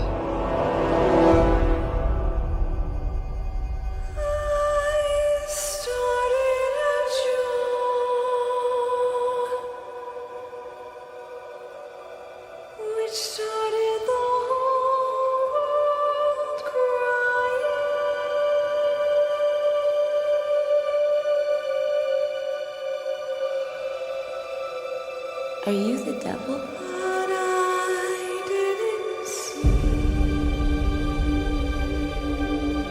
All you need to know is you work for me.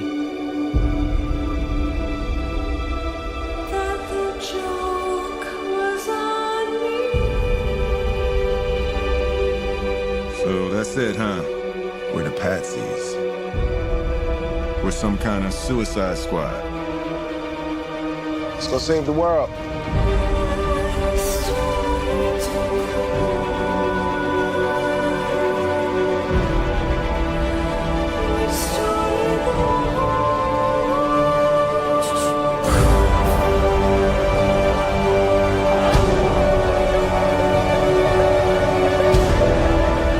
You're in so much trouble.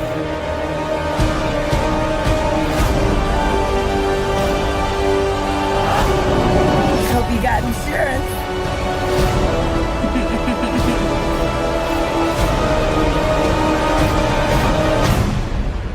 You know what they say about the crazy ones? Huh? If I'd only see Oh, I'm not gonna kill you. that the joke was on me. I'm just gonna hurt you. Really, really bad.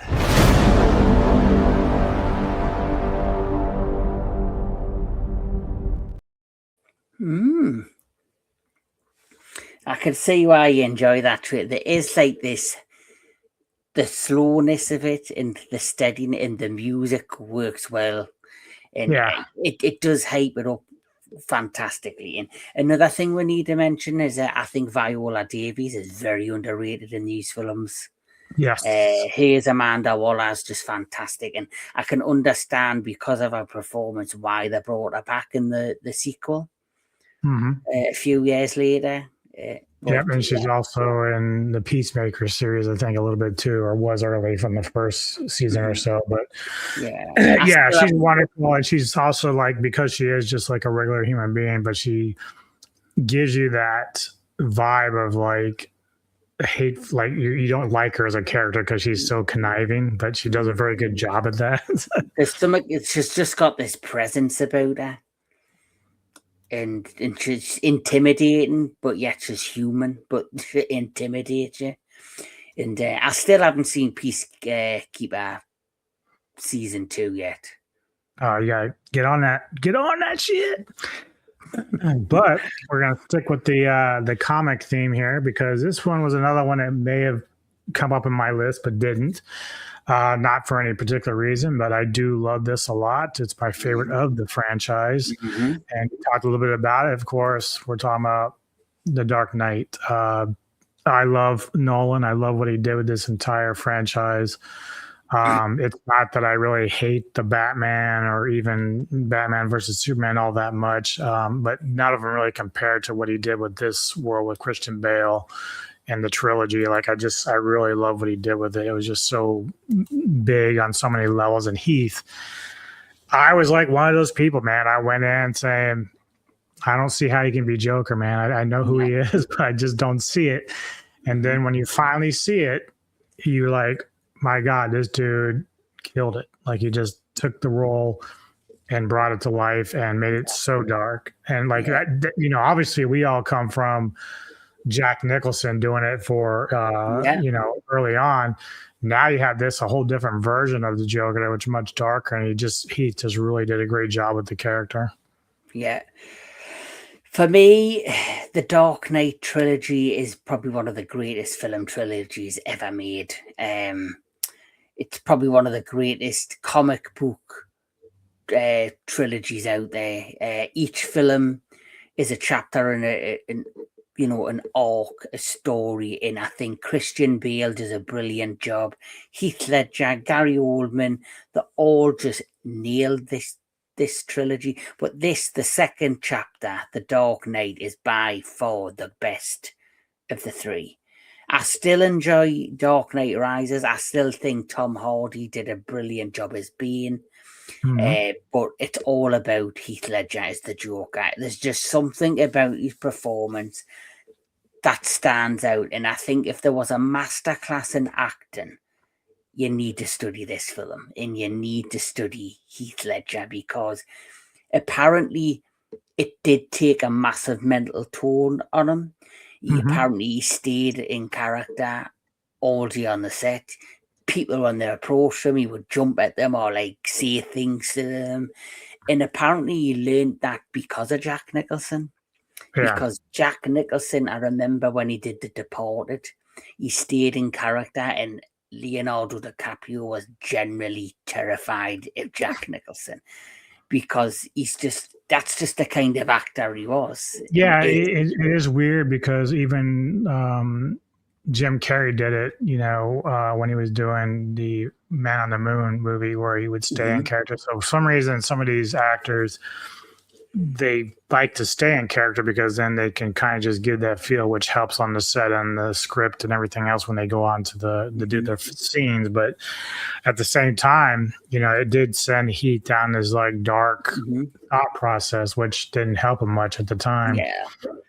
Yeah. Just a tragedy what did happen to him. It reminds me of Brandon Lee, like obviously how his life, you know, was similar in tone because of, like you mentioned, The Crow, the story arc, and The Crow in his own personal life.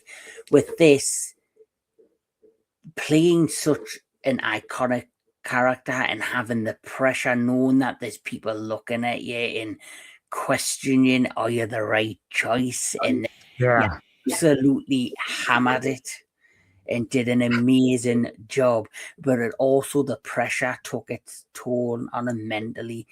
And obviously by the end of that year, he was no longer with us. But this, in I think A Knight's Tale, are two films I really enjoy, and he does a great job in that movie as well. And I do think, you know, if he was still with us, he'd be probably regarded as one of the greatest actors of our time right now. Probably, yeah. Well, let's check out The Dark Knight.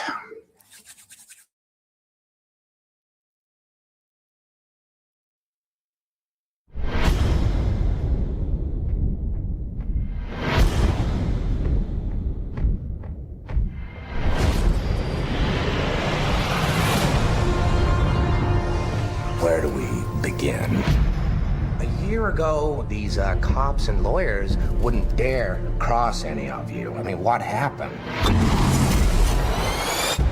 So what are you proposing? It's simple. Kill the Batman.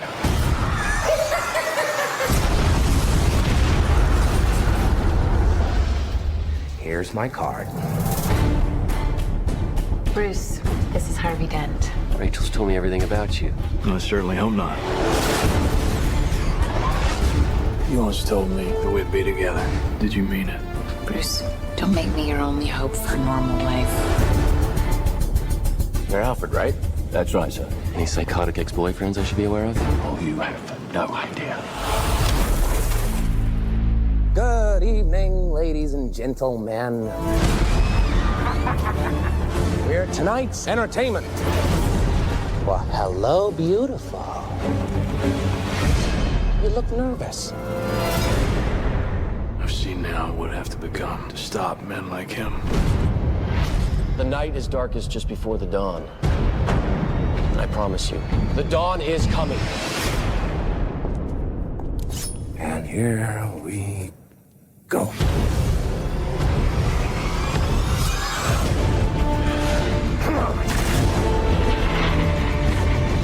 This city deserves a better class of criminal.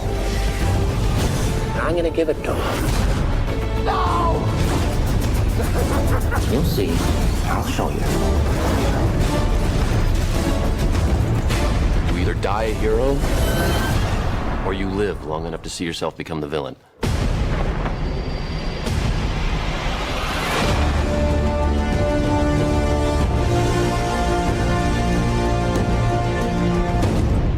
Will you be wanting the back putt, sir? In the middle of the day, Alfred? Not very subtle. The Lamborghini, then. Much more subtle. And Michael Caine was just nailed that as Alfred. Yeah. But yeah, one of my all-time favorite films as well as favorite trilogy. And like you say, it's just a shame that he's no longer with us. Yep, it's sad, but he did leave his mark. This film is probably his unicorn of his career, and he just fantastic role. But yeah, unfortunately, he's gone. Now, leading into my third one, number 3 for me. This ranks up there with The Crow as all-time favorite films of all time. I did reviews on this. I've been on discussions about it. I'm talking about Brotherhood of the Wolf. Oh, yes. Still to this day, I love the plot. I love the synopsis. I love the cast. Mark Dacascos, just as amazing in this as Manny. The trailer still, you're going to find this funny. So most trailers that are out there for the film aren't the ones that get me pumped up, but the one that came with my original DVD, I ripped it and put it online. I have it on my own channel because I like that trailer more than any of them. All right. I love the sound. I love the way that they presented it. It's probably the same trailer I saw in theaters at the time, but certainly nothing compares to this trailer, and it still gets me so hyped for it. So didn't you recently review this as well on your channel? I did. I actually did it with a certain someone. We did it on this channel. Oh, yes, I remember that. It was a group thing. But yeah, everyone knows I love this film a lot, and it still is up there as one of my favorite films of all time. It's just so good and so great. Yeah. All right, let's check out Brotherhood of the Wolf. Mm-hmm.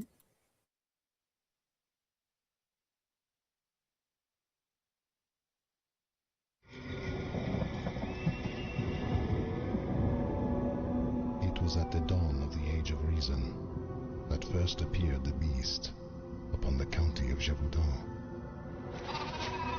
Possessed with enormous strength, it would strike without warning and disappear without a trace when all hope seemed lost.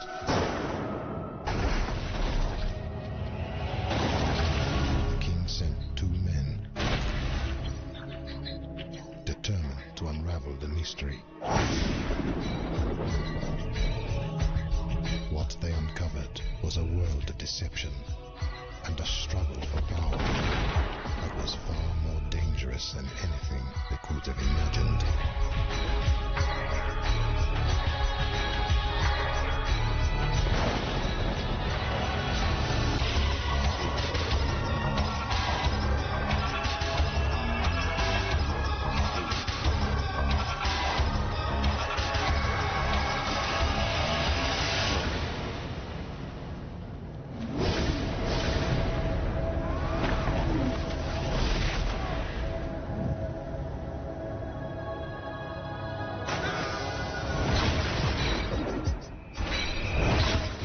Pictures and Studio Canal proudly present to American audiences the French motion picture sensation Brotherhood of the Wolf.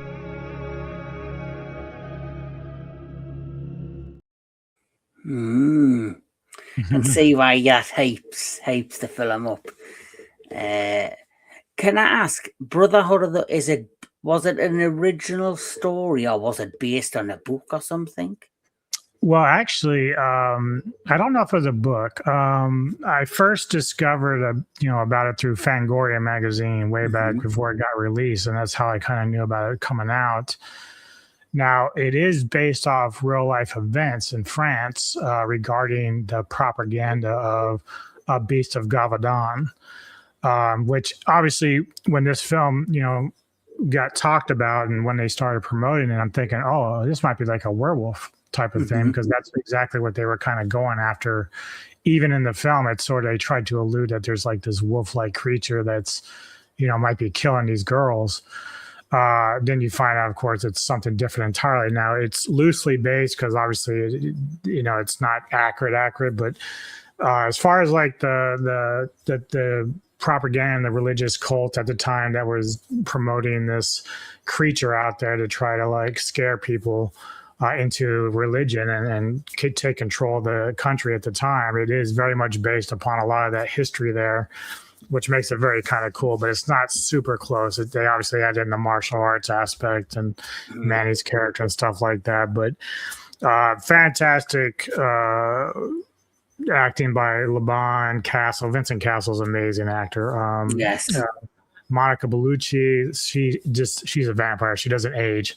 She looks exactly the way she looked back in Dracula. Yeah. I mean, she just doesn't age, man. She's gorgeous. So just a fantastic film. Great story, like I said. And, some people say, like NECA will say it's a little bit too long, but I think that in order to really get out of it everything you want, it has to have some of that filler in there, because otherwise it's going to be rushed, and I don't like that. So I think you'd rather watch Brotherhood of the Wolf though than Nosferatu. Oh yeah, would. Oh, hands down. No doubt about that at all. Yeah. Now, your number 2 we've already done. You had Godzilla King of the Monsters, so we're not going to bother revisiting that. So I'll hold off on your number 1 just for now. So I'll go ahead into my number 2. And again, this is a reboot that, despite being far more accurate in terms of its actors involved, I know you'll agree that the plot itself had kind of failed because it spent too much time on the wrong individual. And so when Mortal Kombat 2021 came out, the premise really should have been about Scorpion and Sub-Zero. But even today, I can still watch that trailer and still get so excited because you're seeing the fatalities. As much as I love 95, it was more PG oriented, so it didn't have like all the guts and glory that we like about the game itself. I don't know if you ever saw it, but some of the cast from the film actually did a reaction to the trailer themselves.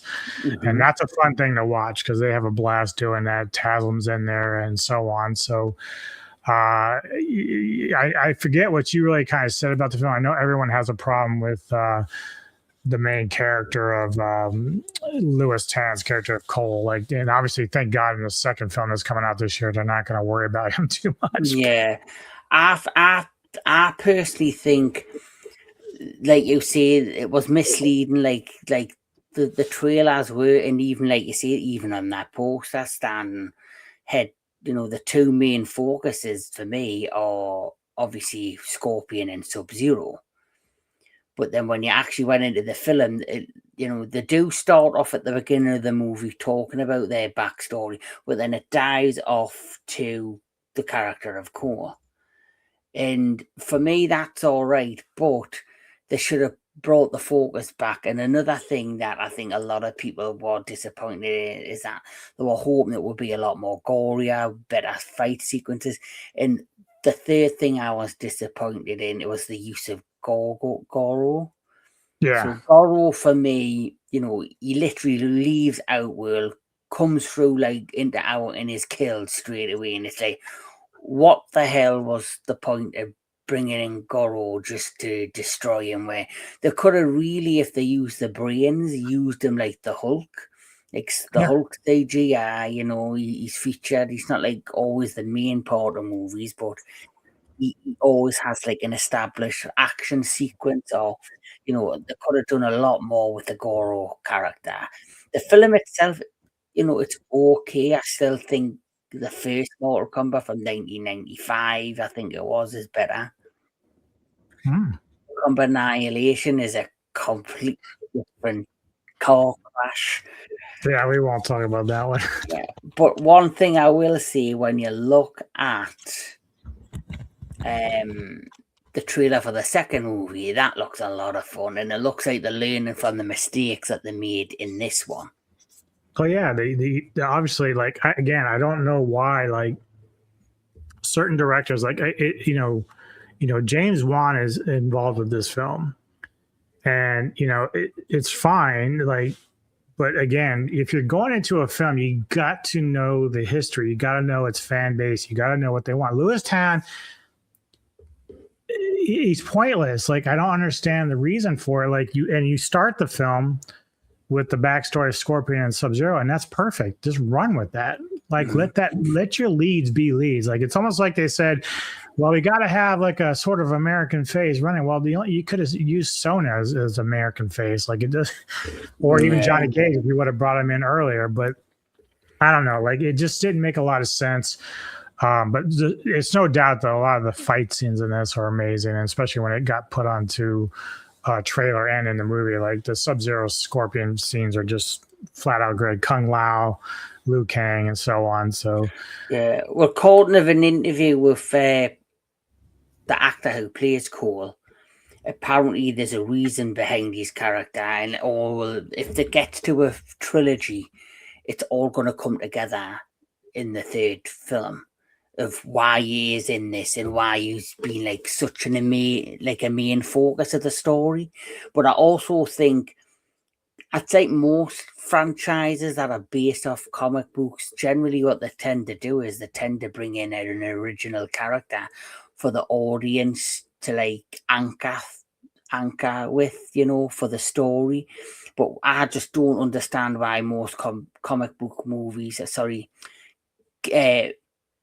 video game adaptation movies, why don't they just focus on what the people want, and that is the characters from the game? Why do they always have to bring in an original character to be like the focus point for the audience to kind of connect with, to help you through the story? Just give the Scorpion, just give the Sub-Zero, and all will be happy. Exactly. All right, well, let's check out the trailer, and this is the Red Band. Nice.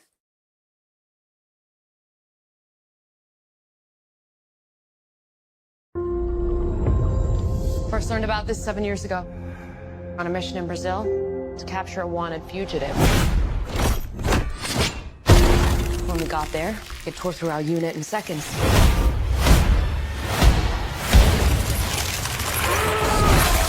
The target had superhuman abilities.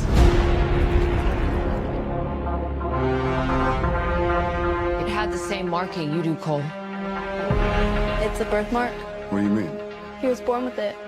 It's not a birthmark, Cole. It means you've been chosen. Throughout history, different cultures all over the world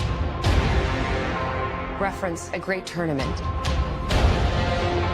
of champions. That dragon marking? I think it's an invitation To fight for something known.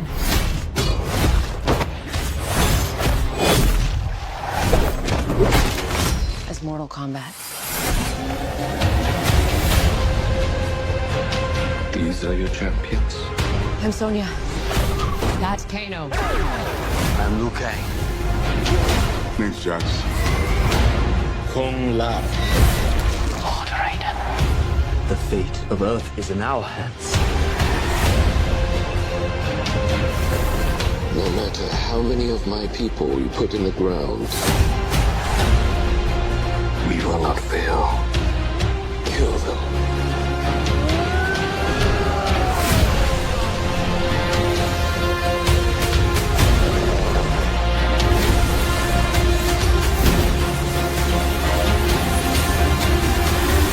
I am Sub-Zero.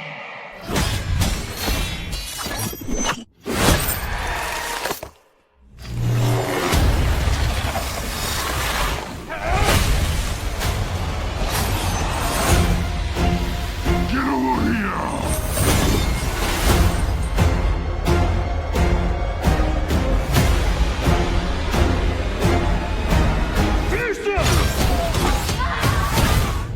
Kano wins. You fucking beauty.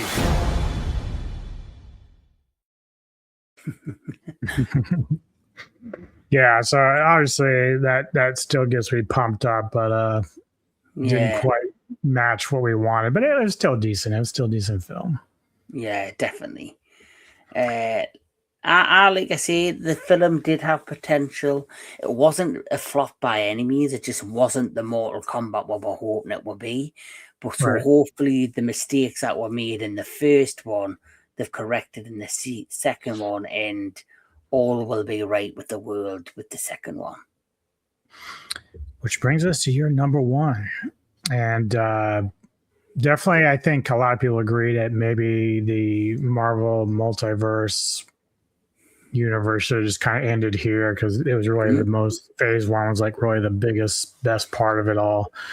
And we're talking, of course, Endgame.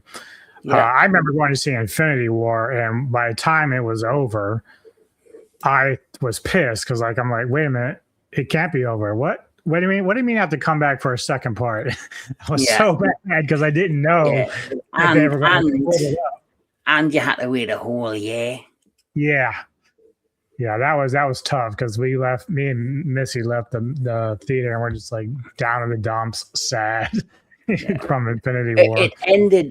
Infinity War ended in such a way. No one, like I say, you were just totally gobsmacked and like, this is how they're ending this film. This, and we have to wait a year to see how everything's going to come together. But like I was saying, the reason I picked this as my number one is because it was 10 years of epic story building. And it had never been done before. You often, if you get a franchise, you'll just get a sequel, and it'll be a new, fresh story with the characters that you enjoy, and hopefully it'll be an interesting and fun film. But with this one, you had so many characters from their own film. So you had you had the Captain America trilogy, you had the Iron Man trilogy, the Thor trilogy, Guardians, Spider-Man. They had their own individual film, but even though they had their own individual films, they were adding element where you knew it was all going to come together. You just didn't know if it was going to work. And Disney took a huge risk. Marvel took a huge risk, but it was a risk that paid off. But now you've got the multiverse saga where I don't think the risk is paying off as much because it's far too complicated now, because Disney Plus has to put content on its channel, on its streaming services. So you've got like all these different television shows you've got to follow and understand what's happening in the next movie, where back with the initial Infinity Saga, you literally just had to watch the films and watch the post-credit scene and you were happy. And for me, the 10-year payoff worked. Yeah, and that's the thing too, is that, all these side characters are fine, but the reality is most people, even most viewers of this, this franchise of the movies don't care about these side characters. Only the really diehard comic people really care about She-Hulk or Miss Marvel and stuff. But the rest of us who are not so much into that, we're invested in the movies because they're good and, it's fun. But we recognize these characters from popularity. And so whereas opposed to some of these other ones, we're like, we don't care about them so much. So when I see like Daredevil, I knew, but Jessica Jones or Luke Cage, I have no idea who these characters are, and I don't care. I want to just see the people I know, Wolverine, Deadpool, or Black Panther, or even Iron Man. Like I want to just see characters I am familiar with, and that's where this first 10 years worked, because it just stuck to what we knew. Yes. Yeah, absolutely. And they were like the best of the characters. So even if you were a kid and you knew who Marvel was, you knew who Spider-Man was, you knew who Captain America was, you knew who Thor was, you knew like the main heroes, where I can understand that they're trying to like establish and bring more popularity to lower, I guess, level heroes. Like, but like you say, the main ones you come to see are the big, as like the top guys, or the X-Men, for example. Yeah. But the one thing I will say, I didn't even know who the Guardians of the Galaxy were. Me either. But at least it's still connected to the main characters. That's the thing that I would always say is like, okay, you want to introduce this person, great. So let's take like Moon Knight. I didn't know who he is. If you're going to connect him to the main universe, and do it, give him to the main guys and we can go with it. Like Doctor Strange, I didn't know who he was, but at least you're connecting it to our main cast. But whereas all these other ones, like even though they have a connection to a point, like, She-Hulk with Bruce Banner, it's not enough for me to say, okay, I'm going to invest in this. And then if the series isn't that good, that doesn't help it either. So there's other problems involved that we don't want to really dive into. But yeah. So, all right, let's check out Endgame, because this is the one that closed it off at the very end.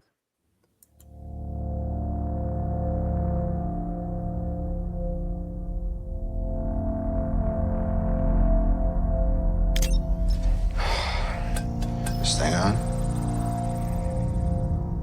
Hey, Miss Potts. If you find this recording, don't feel bad about this. Part of the journey is the end. Just for the record, being adrift in space with zero promise of rescue is more fun than it sounds. Food and water ran out 4 days ago. Oxygen will run out tomorrow morning. That'll be it.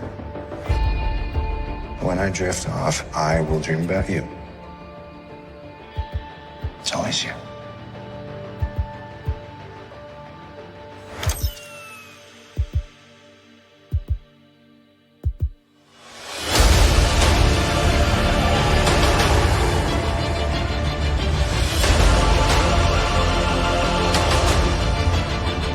Thanos did exactly what he said he was going to do.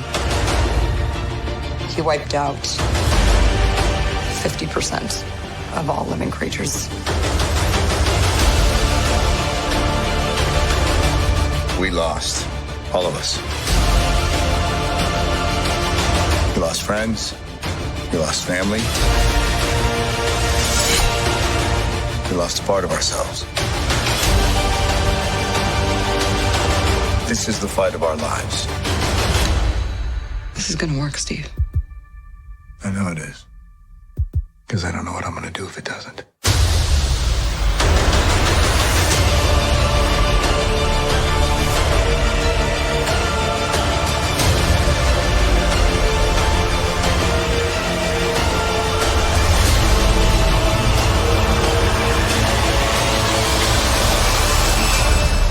Hi, is anyone home? This is Scott Lang. We met a few years ago at the airport in Germany. Got out really big. Is this an old message? Ant-Man, I know you know that. It's the front door. That's me. Can you buzz me in?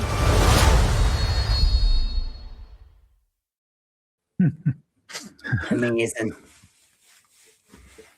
Yeah, and that's still such a great film. Like, dude, Robert Downey Jr. was amazing as Tony Stark. Like, I'm very curious how he's going to do Doctor Doom and how they're going to tie this in, obviously. But him as Tony Stark was just so amazing. His acting is just so good and on par. Like, I'm just really happy for him. Yeah, I think it's going to be interesting to see, for me, what I'm really looking forward to is the direction and the interaction between Robbie Downey Jr., who's obviously playing Doctor Doom, a variant of probably Tony Stark in this other universe, and he's interacting with Peter Parker. Yeah, because Peter Parker was, you looked at Tony Stark as his idol, as his mentor. So to be to confront a version of Tony Stark who is nothing like the man you want to know, it's going to be interesting how they build that dynamic. Yep. Yeah, and again, they've done such a good job with the main characters that, and they've been getting better. Deadpool and Wolverine was great. Thunderbolts was good. Fantastic Four was good. So, like, I like that they're getting back on track, at least in terms of like the main storylines and keeping those intact. So I'm really happy with that. I even enjoyed Shang-Chi. I thought that was decent. The Eternals, I think, is my least favorite of the newer wave films. Yeah, I didn't really like that. I mean, Captain Marvel was okay, but just not enough to keep me interested. I did like the Black Panther films; they're fine. But yeah, so that's going to lead me to my number one. This is one that I will constantly watch every so often. Missy's like, you might as well just like implant it on your head because you watch it so much. But I didn't know anything about this graphic novel at the time. And I can't really remember what I was watching in the theaters when I saw this, but I remember my friend, he was with me. He went to go to the bathroom or something, and this trailer came on, and I'm like, I can't believe he's not here seeing this because this is freaking amazing. And by the time I got through it, I was like, The Watchmen is just like so freaking crazy. I love Rorschach as a character. Haley does such an amazing job as a character, and even when I found out that he was the one playing Rorschach, I'm like, dude, the last time I saw him was like Bad News Bears when he was like 12. So it had been such a long time since I've seen Jackie do any kind of acting. So him to come out of the woodwork and just knock it out of the park with this particular character. And then again, I'm sitting there going, like, when I see like Night Owl, I'm like, well, is this supposed to be Batman? And people are explaining to me, no, it's just a whole different universe with these vigilantes that are just, like superheroes in their own way. But it's not the same thing, And then, of course, it's the Nixon's on a third term, and it's all crazy in the timeline and stuff like that. But yeah, it's a really great graphic novel, and it was very adult themed. It's not like, other superheroes, like you're seeing sex scenes and and stuff. Yeah, and that was the other thing that was very interesting is that they didn't mind pushing the envelope with the gore and everything and the sex, of course. So I was like, wow, okay. But it had actual strong themes, like, obviously Silk Spectre's mother had been raped by the comedian. So there's a lot of stuff going on in here that's like, wow, this is dark, but it's good. Yeah, and I don't know if this came before or after the Sin City films, but either way, because of the success of this or Sin City, you got The Watchmen or you got...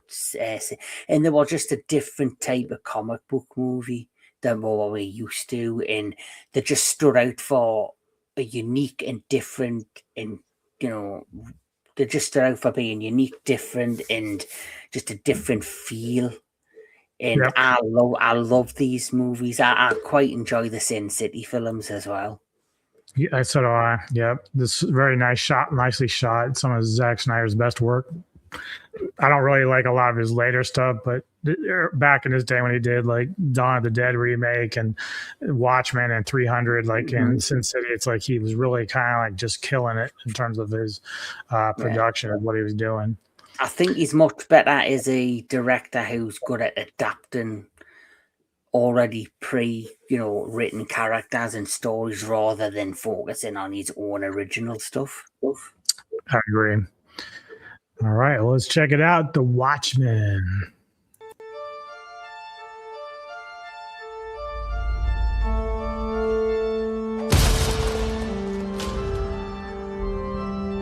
Just a matter of time, I suppose.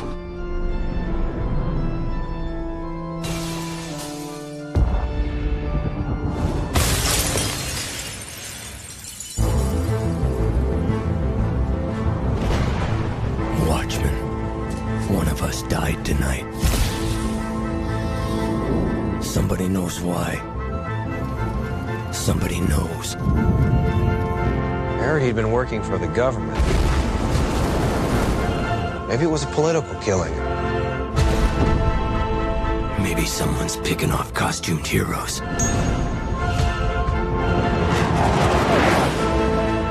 John thinks that there's going to be nuclear war. What if that's why someone wants us out of the way? So we can't do anything to stop it. An attack on one is an attack on all of us. Watchmen are over. What do you suggest we do about it? Retribution. We can save this world.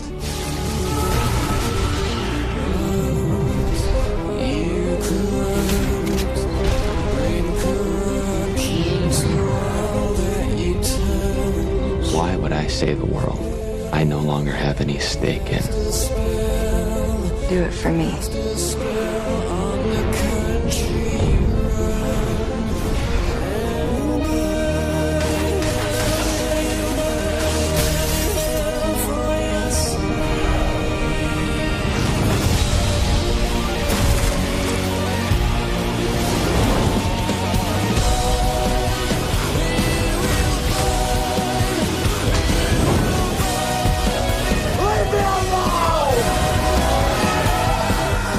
Will look up and shout, "Save us."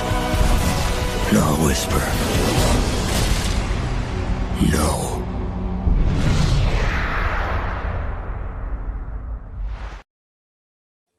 Wow. So impactful and great soundtrack or music to the trailer there. Works very well with it.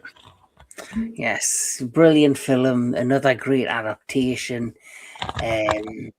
It's another, like The Crow. It's one of them films that has a huge following, off the back of the graphic novel. And the trailer, I feel like The Crow doesn't do the film justice until you actually see it. Yeah. Yep. Mm-hmm.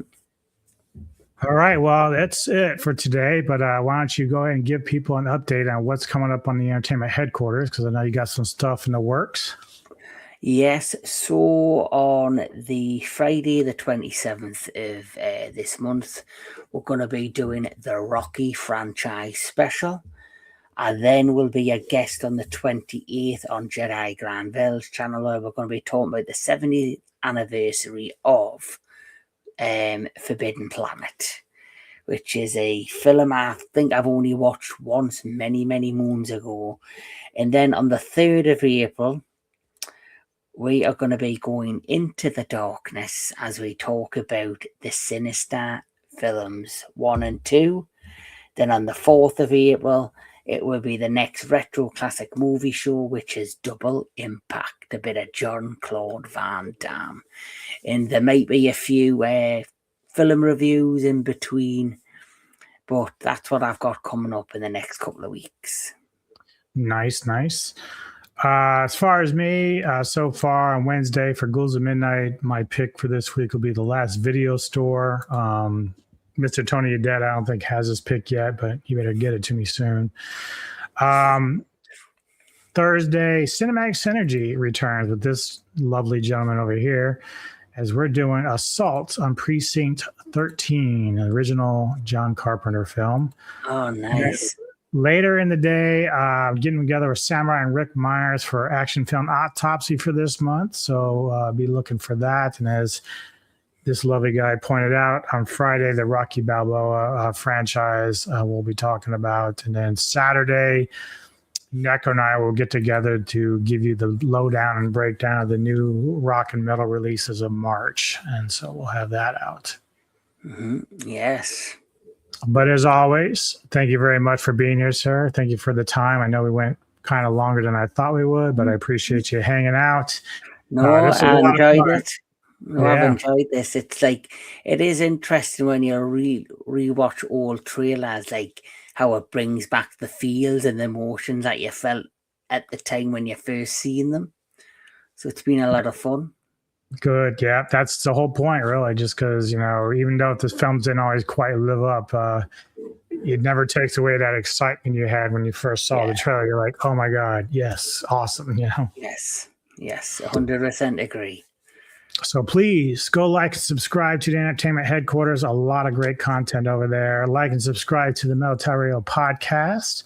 We appreciate all your support on both these channels. And please go in the comments. Tell us what some of your favorite trailers are that you might have liked or might have liked to see on our list. And tell us your thoughts on the ones we did have. So we appreciate all the support and comments. And thank you much.